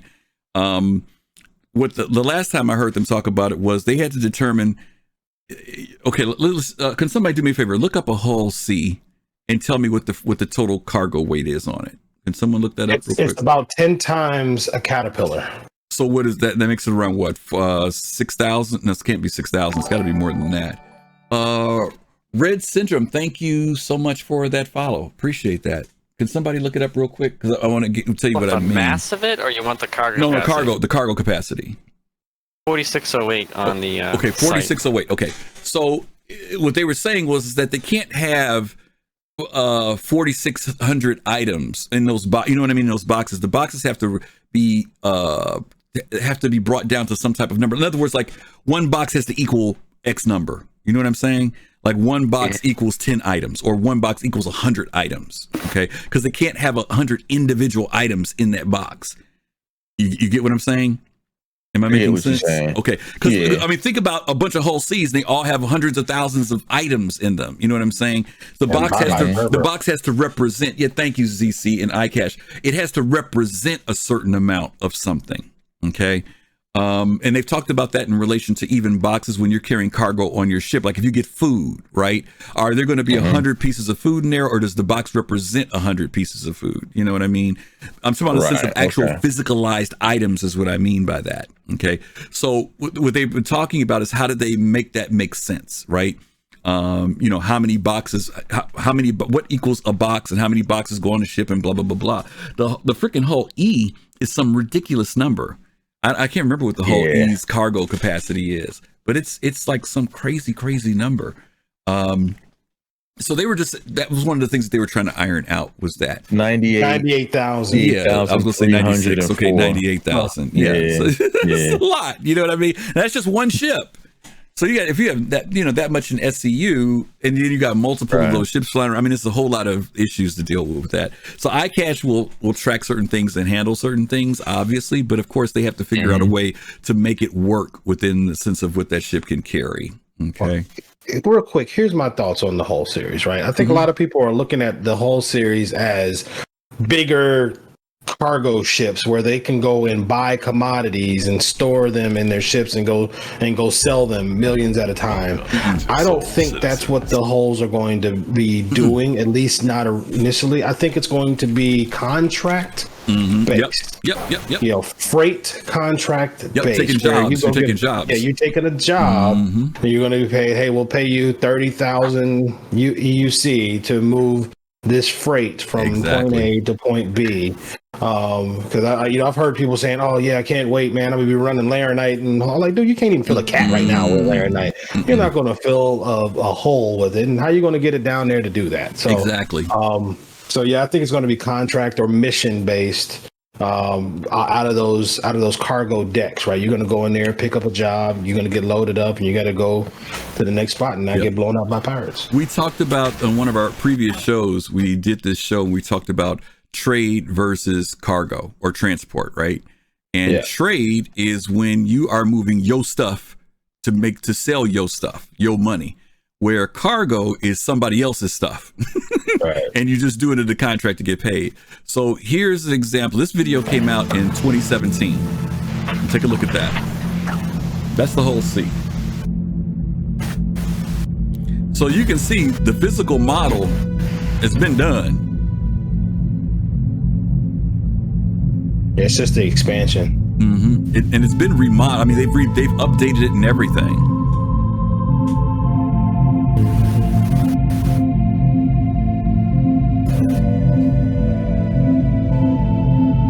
Yeah, she's a big one. Yeah, it's a big ship. Very big ship. I didn't think it'd be so big.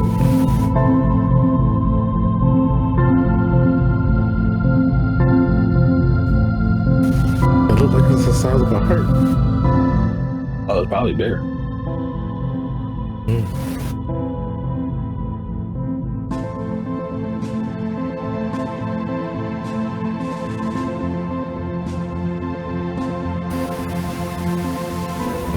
This lighting is so old.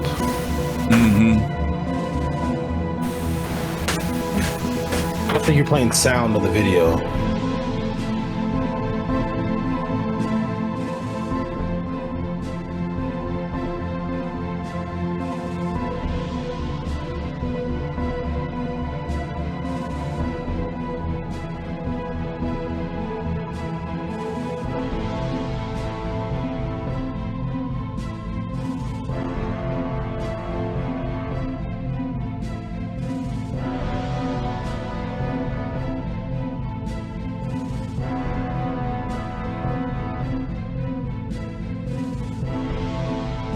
Gives you an idea of the scale of the ship there.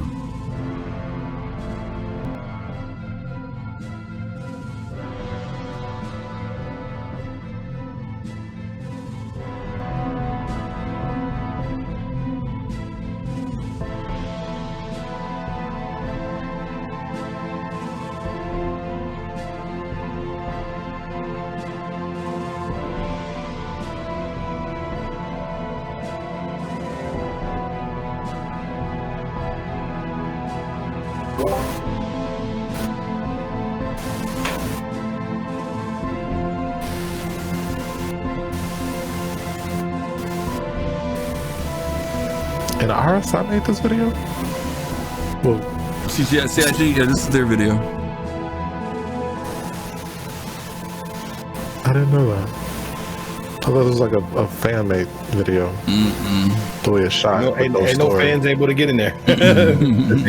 Which is true. That is true. It's just, I didn't know they made just ship porn videos. Somebody trying to come steal it.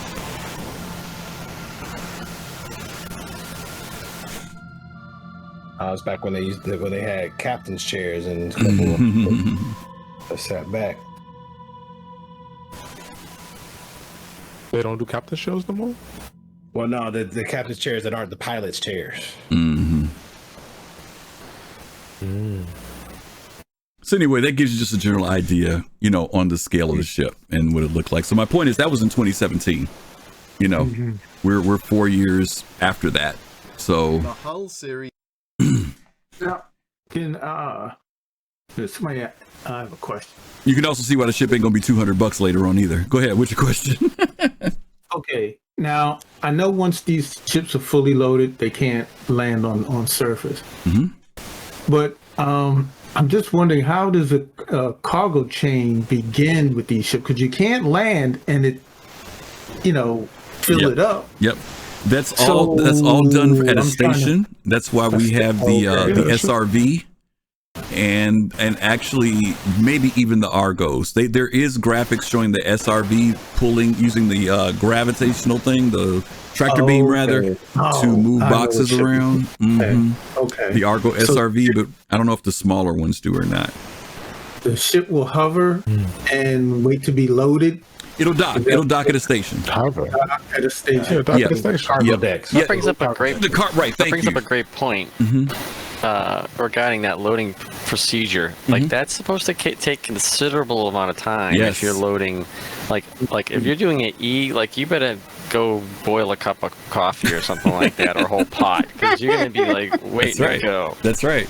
No, Yeah. it's one of the reasons question why. I've always had. Yeah, go ahead, Uri. Who's loading these cargoes? I was just going to answer that question.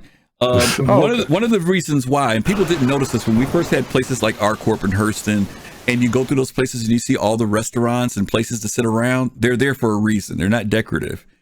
They're there because there are times when you're going to meet your friends and they're coming from different systems and different places, so you're going to pass time. It's going to be the social center for you to sit down and eat or to purchase whatever you need to buy, water, food. When it comes down to loading ships, the larger your ships, they're actually going to have a certain time frame that it takes to load and unload certain types of ships. So if you're unloading, like right now, you spawn in somewhere, you go to the thing, you hit the button, boom, it's instantaneously removed from your cargo. That's not going to happen in game.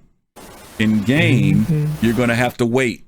And they've talked about it being, there's all types of stuff they mentioned way back in the day, and I can't even include that stuff because it was so long ago.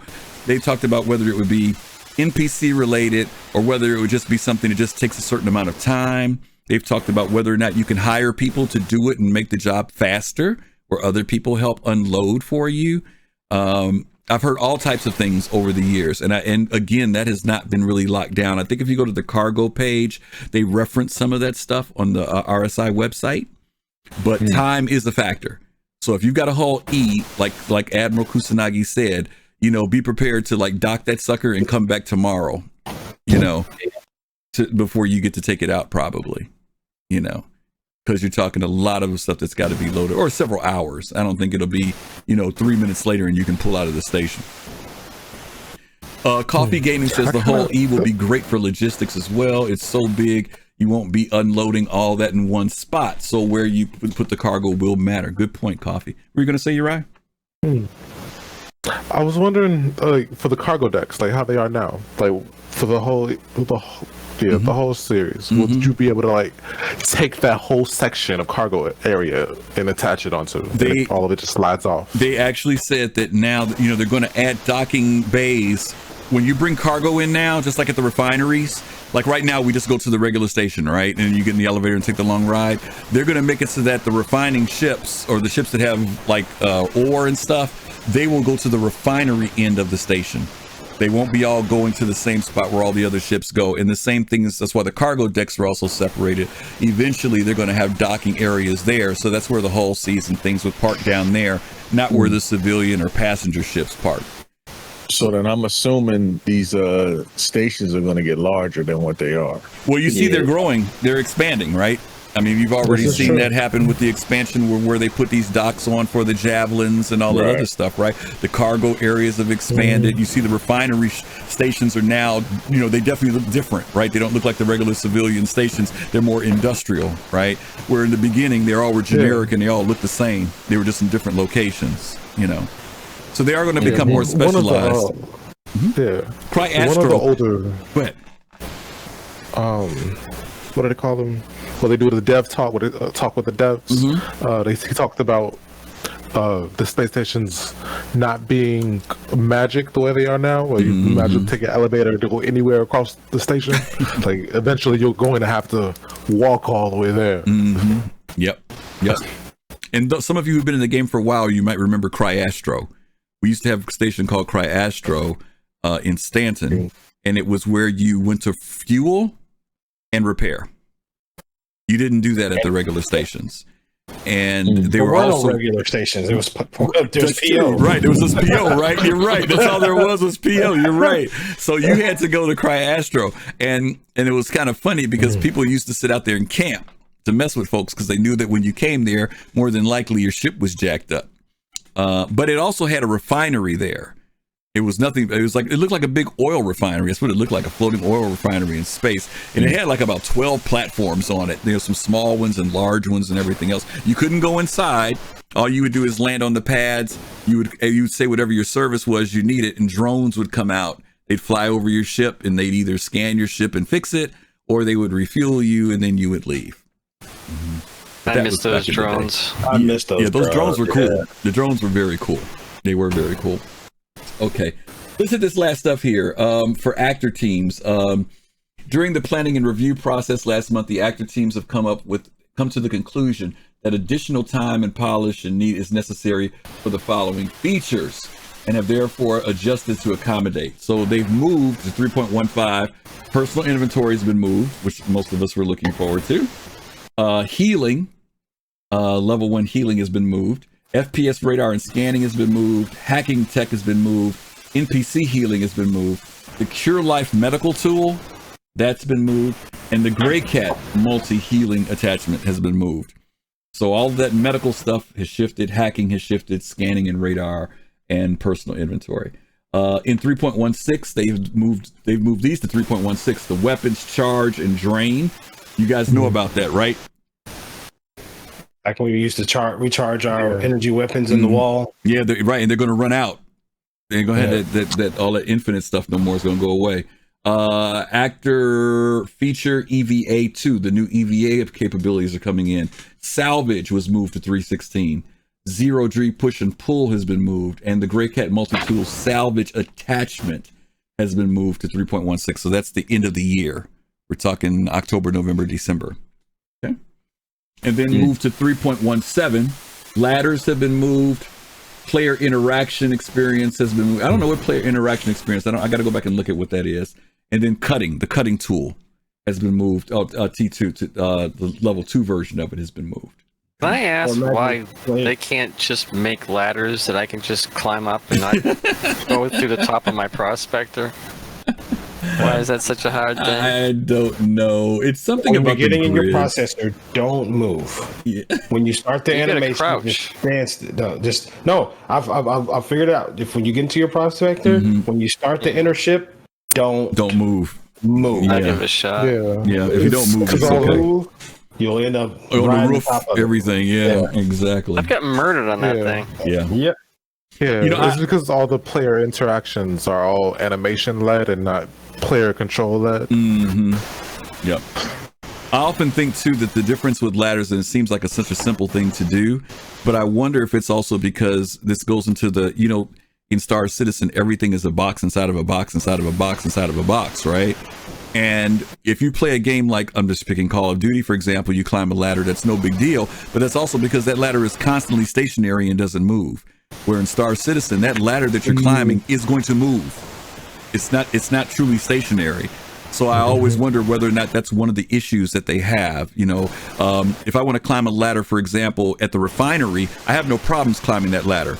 But if I want to climb the ladder in a Valkyrie, or as you mentioned, on a Prospector, I have issues with it. So I think sometimes it has to do with the fact that it's a box inside of a box inside of a box. But Could be wrong. Let's see what else we got. Weapons, magazines, stripping and refilling. Active feature for the locker inventory. These have been removed temporarily, guys. The fire extinguisher tech has been removed. Fire extinguishers have been removed. Weapons, misfire, and wear has been removed. And vehicle module swapping. I'm a little brokenhearted about that last one because that was associated to the Retaliator. And I was hoping to see the modules for the Retaliator kick in at Invictus. And looks like it's not going to happen. Because that was a part of 3.13. Yeah, I'm not surprised. Yeah. I was hoping. I wasn't surprised, but none of that. I didn't catch that earlier, Griff. You just made me cry a little bit inside my heart. I'm sorry, dude. I'm sorry. I'm also disappointed about the fire extinguishers, to be honest with you, because the fire extinguishers were leading to them bringing fire into the game, and so that's getting held up. So that's going to be temporary, but they're all temporary. Okay. All right. Having all types of trouble with the Retaliator modularity. Yeah. Didn't they just move salvage, the TO tech and the Grey Cat multi-tool salvage attachment? Didn't they just move that with the scheduled release of the Vulture? Yes, those are salvage 1. Those are in the game still. Those are still in the game. What is? Salvage? Still in the roadmap. Yeah, it's in 3.16. Right, but isn't that like when the Vulture's supposed to get done, or is that later than 3.16? The Vulture comes out in 3.15, I think. Can somebody take a look? 3.15? Because the Constellation, the Taurus is in 3.14. Well, maybe they moved the Vulture further back.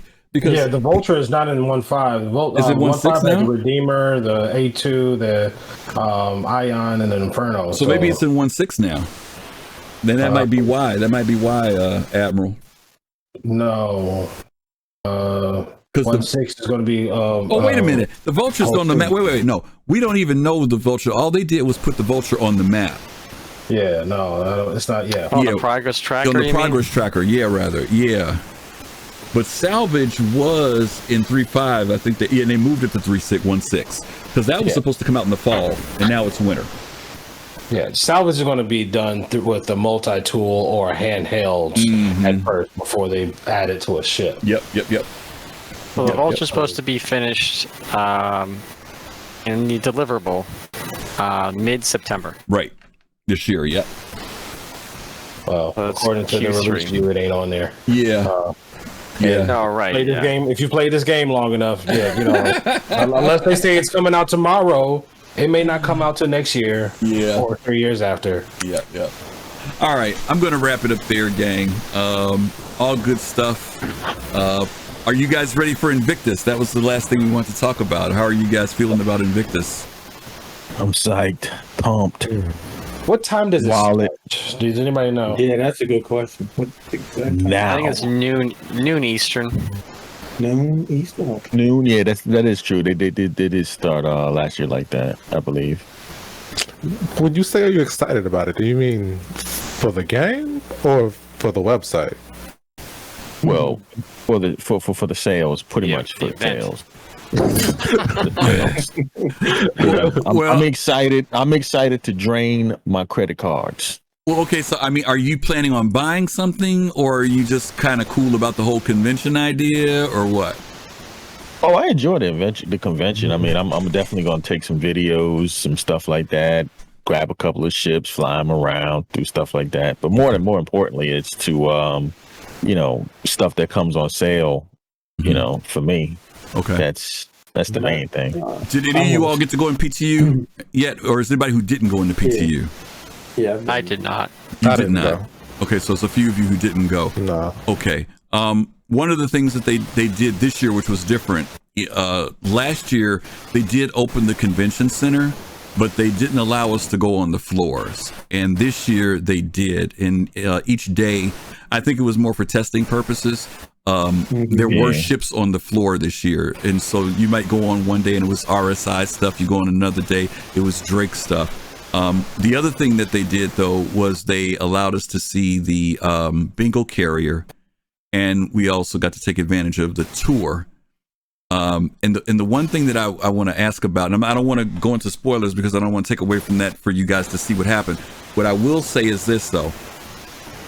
For those of you who did get to go on the tour, what were your feelings about operating a Javelin after you took the tour on the ship? Well, I mean, I enjoyed it. I mean, even though it's not you don't get this. I was hoping you get to tour the whole ship. Right. It's what I guess maybe. No, I don't even think it's a third of the ship. It's what, the entryway, mess hall, some quarters. I went in the bathroom. You did get to get into the turret, which was really cool. I dug that, and I didn't know that the turret had both type ballistic and repeater. I thought that was really cool. One to handle capital ships and the other one to handle fighters coming in. I thought that was really cool and different. What did you think about it, though, in the sense of what the scale, in the sense of what it takes to operate that ship? Oh yeah, it brings it into reality. It really does. Seeing it, from the outside or whatever, you don't really think about it, but it is. You need a tremendous amount of people. You definitely do. It's not something 2 or 3 people, 2 dozen people, bring that ship out. It's not going to be I mean, you could ride it and be happy and go party on it if you want to, but as soon as the first people start trying to light that thing up because they want to test you're going to be in trouble. Okay. I heard some people shot the note there. Yeah, I think if I'm remembering correctly, I think the crew complement on the Javelin is at 80. Is that right? 80. Yeah, 80. That's about right. Whoa. And so 80? Yeah. Yeah, because the Idris is 24 and a Javelin's 80. Now, even if you do have NPCs or AI blades or whatever, still it's a lot of, even if a third of your crew is human, it's still a lot of people. The thing that blew me away, I didn't get to do the tour. I just watched a couple videos of it, and I was just blown away at seeing how many working stations there were on the ship. I mean, stations where somebody needs to be manning the station, and so I'm kind of like saying to myself, between the turrets, engineering, just the cockpit alone had about 8 positions in it, something like that. The cockpit's open. Well, there was some video you could see how the cockpit was laid out. But I'm just saying, it's like you said, it's not something where you and your 6 friends are going to say, "Hey, let's go take the Javelin out." It was a bit overwhelming, and it's also the ship that you kind of feel this is an org ship. I mean, you can have it on your own if you want to just for collecting. Yeah, I'm kind of because when I went on it, you couldn't get into the cockpit unless you glitched in. I didn't try to go. That's why I said I saw videos of people who did it. Yeah. Okay. Were you saying you're right about Discord? I was saying, I see why some people on some Discords are talking about melting theirs after going through the tour. They said it's big. It's too big. Yeah, it's a monster. It really is. It's really, Yeah, it is.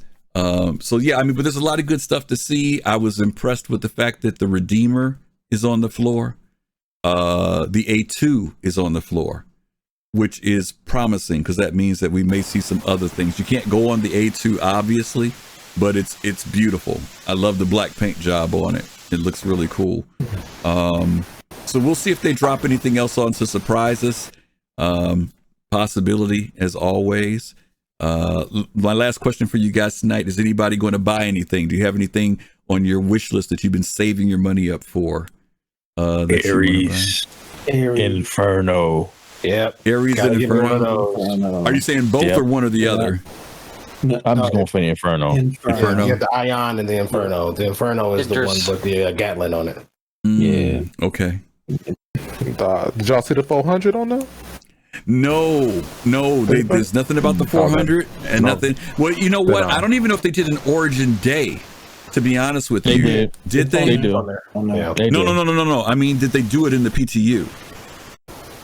I don't know. I don't think they did, because I know they did Aegis. I know they did Aegis. I know they did Drake. I know they did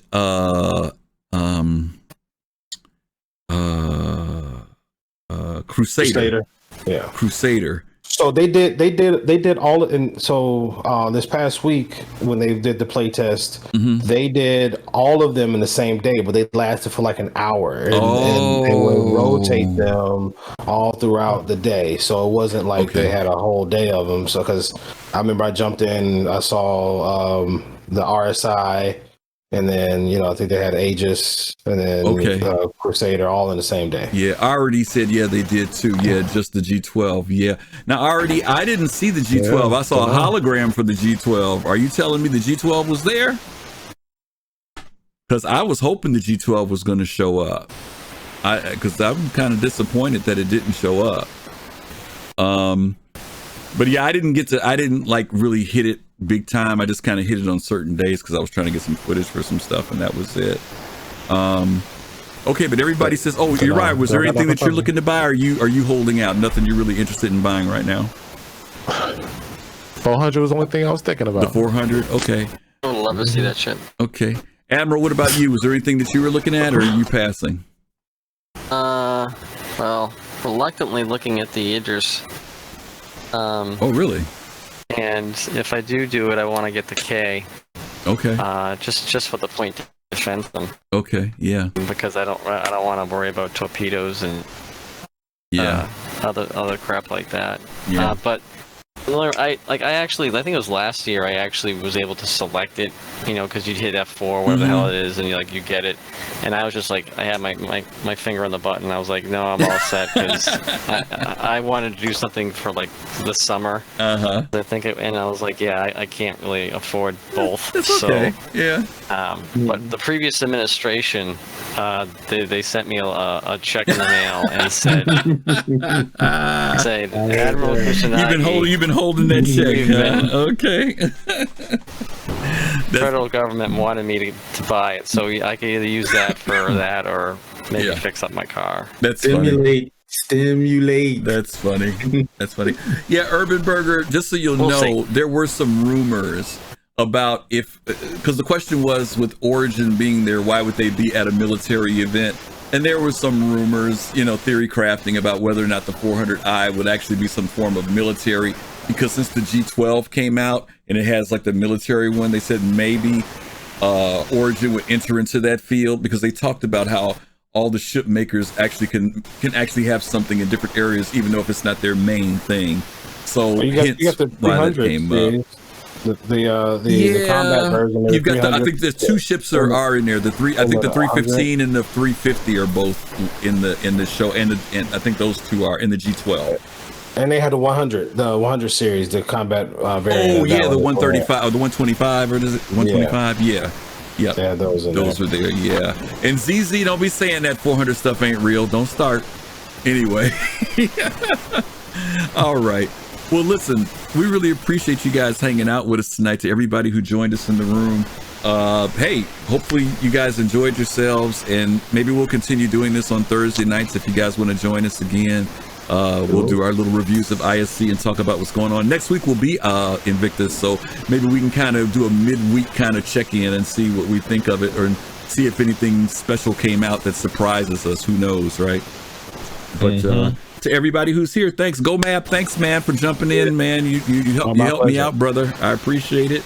And all you guys, take care of yourselves. Hide your wallets, hide your credit cards, get rid of your PayPal.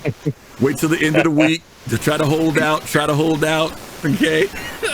and just don't tell my wife, okay? Just don't tell my wife that I'm buying spaceships. Don't tell his wife. Hundreds of dollars. Oh God, yes. Don't say anything about it. Okay, so here's the deal, guys. This Sunday we're doing a special show called Elite Dangerous Star Citizen, Different or Doppelgangers, and we're doing something kind of unique. Colossal, Dark Knight, and myself are all Elite players, and we're all jumping back into Elite. As you guys know, on yesterday, Elite Dangerous Odyssey came out, and hopefully Dark Knight's going to give us a tour around the game. We're going to kind of monkey around, maybe shoot some video, and kind of give you guys our thoughts on Elite Dangerous. Colossal and I were in there last night for a little bit. But we're going to jump back in either tomorrow or Saturday, and then on Sunday we're going to talk about it. And I think you're going to find some interesting things. We're going to show some video from David Braben and Chris Roberts. They actually did a video together when they were kicking off the Kickstarters and talking about how they complement each other's games, and they actually were very friendly about the whole process of them doing their games at the same time. So hopefully we'll be able to kind of bring that out for you guys and have some fun with that as too. So that'll be this Sunday. So if you guys aren't doing anything, come hang out with us. And we are going to raid somebody. Let's see who's around that we can raid tonight. There's somebody I've never seen before. Oh, wow. Zaylin, thank you for that subscription. Prime subscription for the 3rd month. We appreciate it. Thank you guys so much. All right, we're gonna rate Astronautical. So when you guys get over there, say hello, send some love. If you like what you see, y'all make sure that y'all go ahead and send some follows over there. And hopefully we'll see you guys on Sunday. And until then, as always, we're going to tell you our favorite line: peace, love, and soul. You guys be safe. Take care of yourselves. Hide your wallets. Don't forget. And we'll see you guys on Sunday.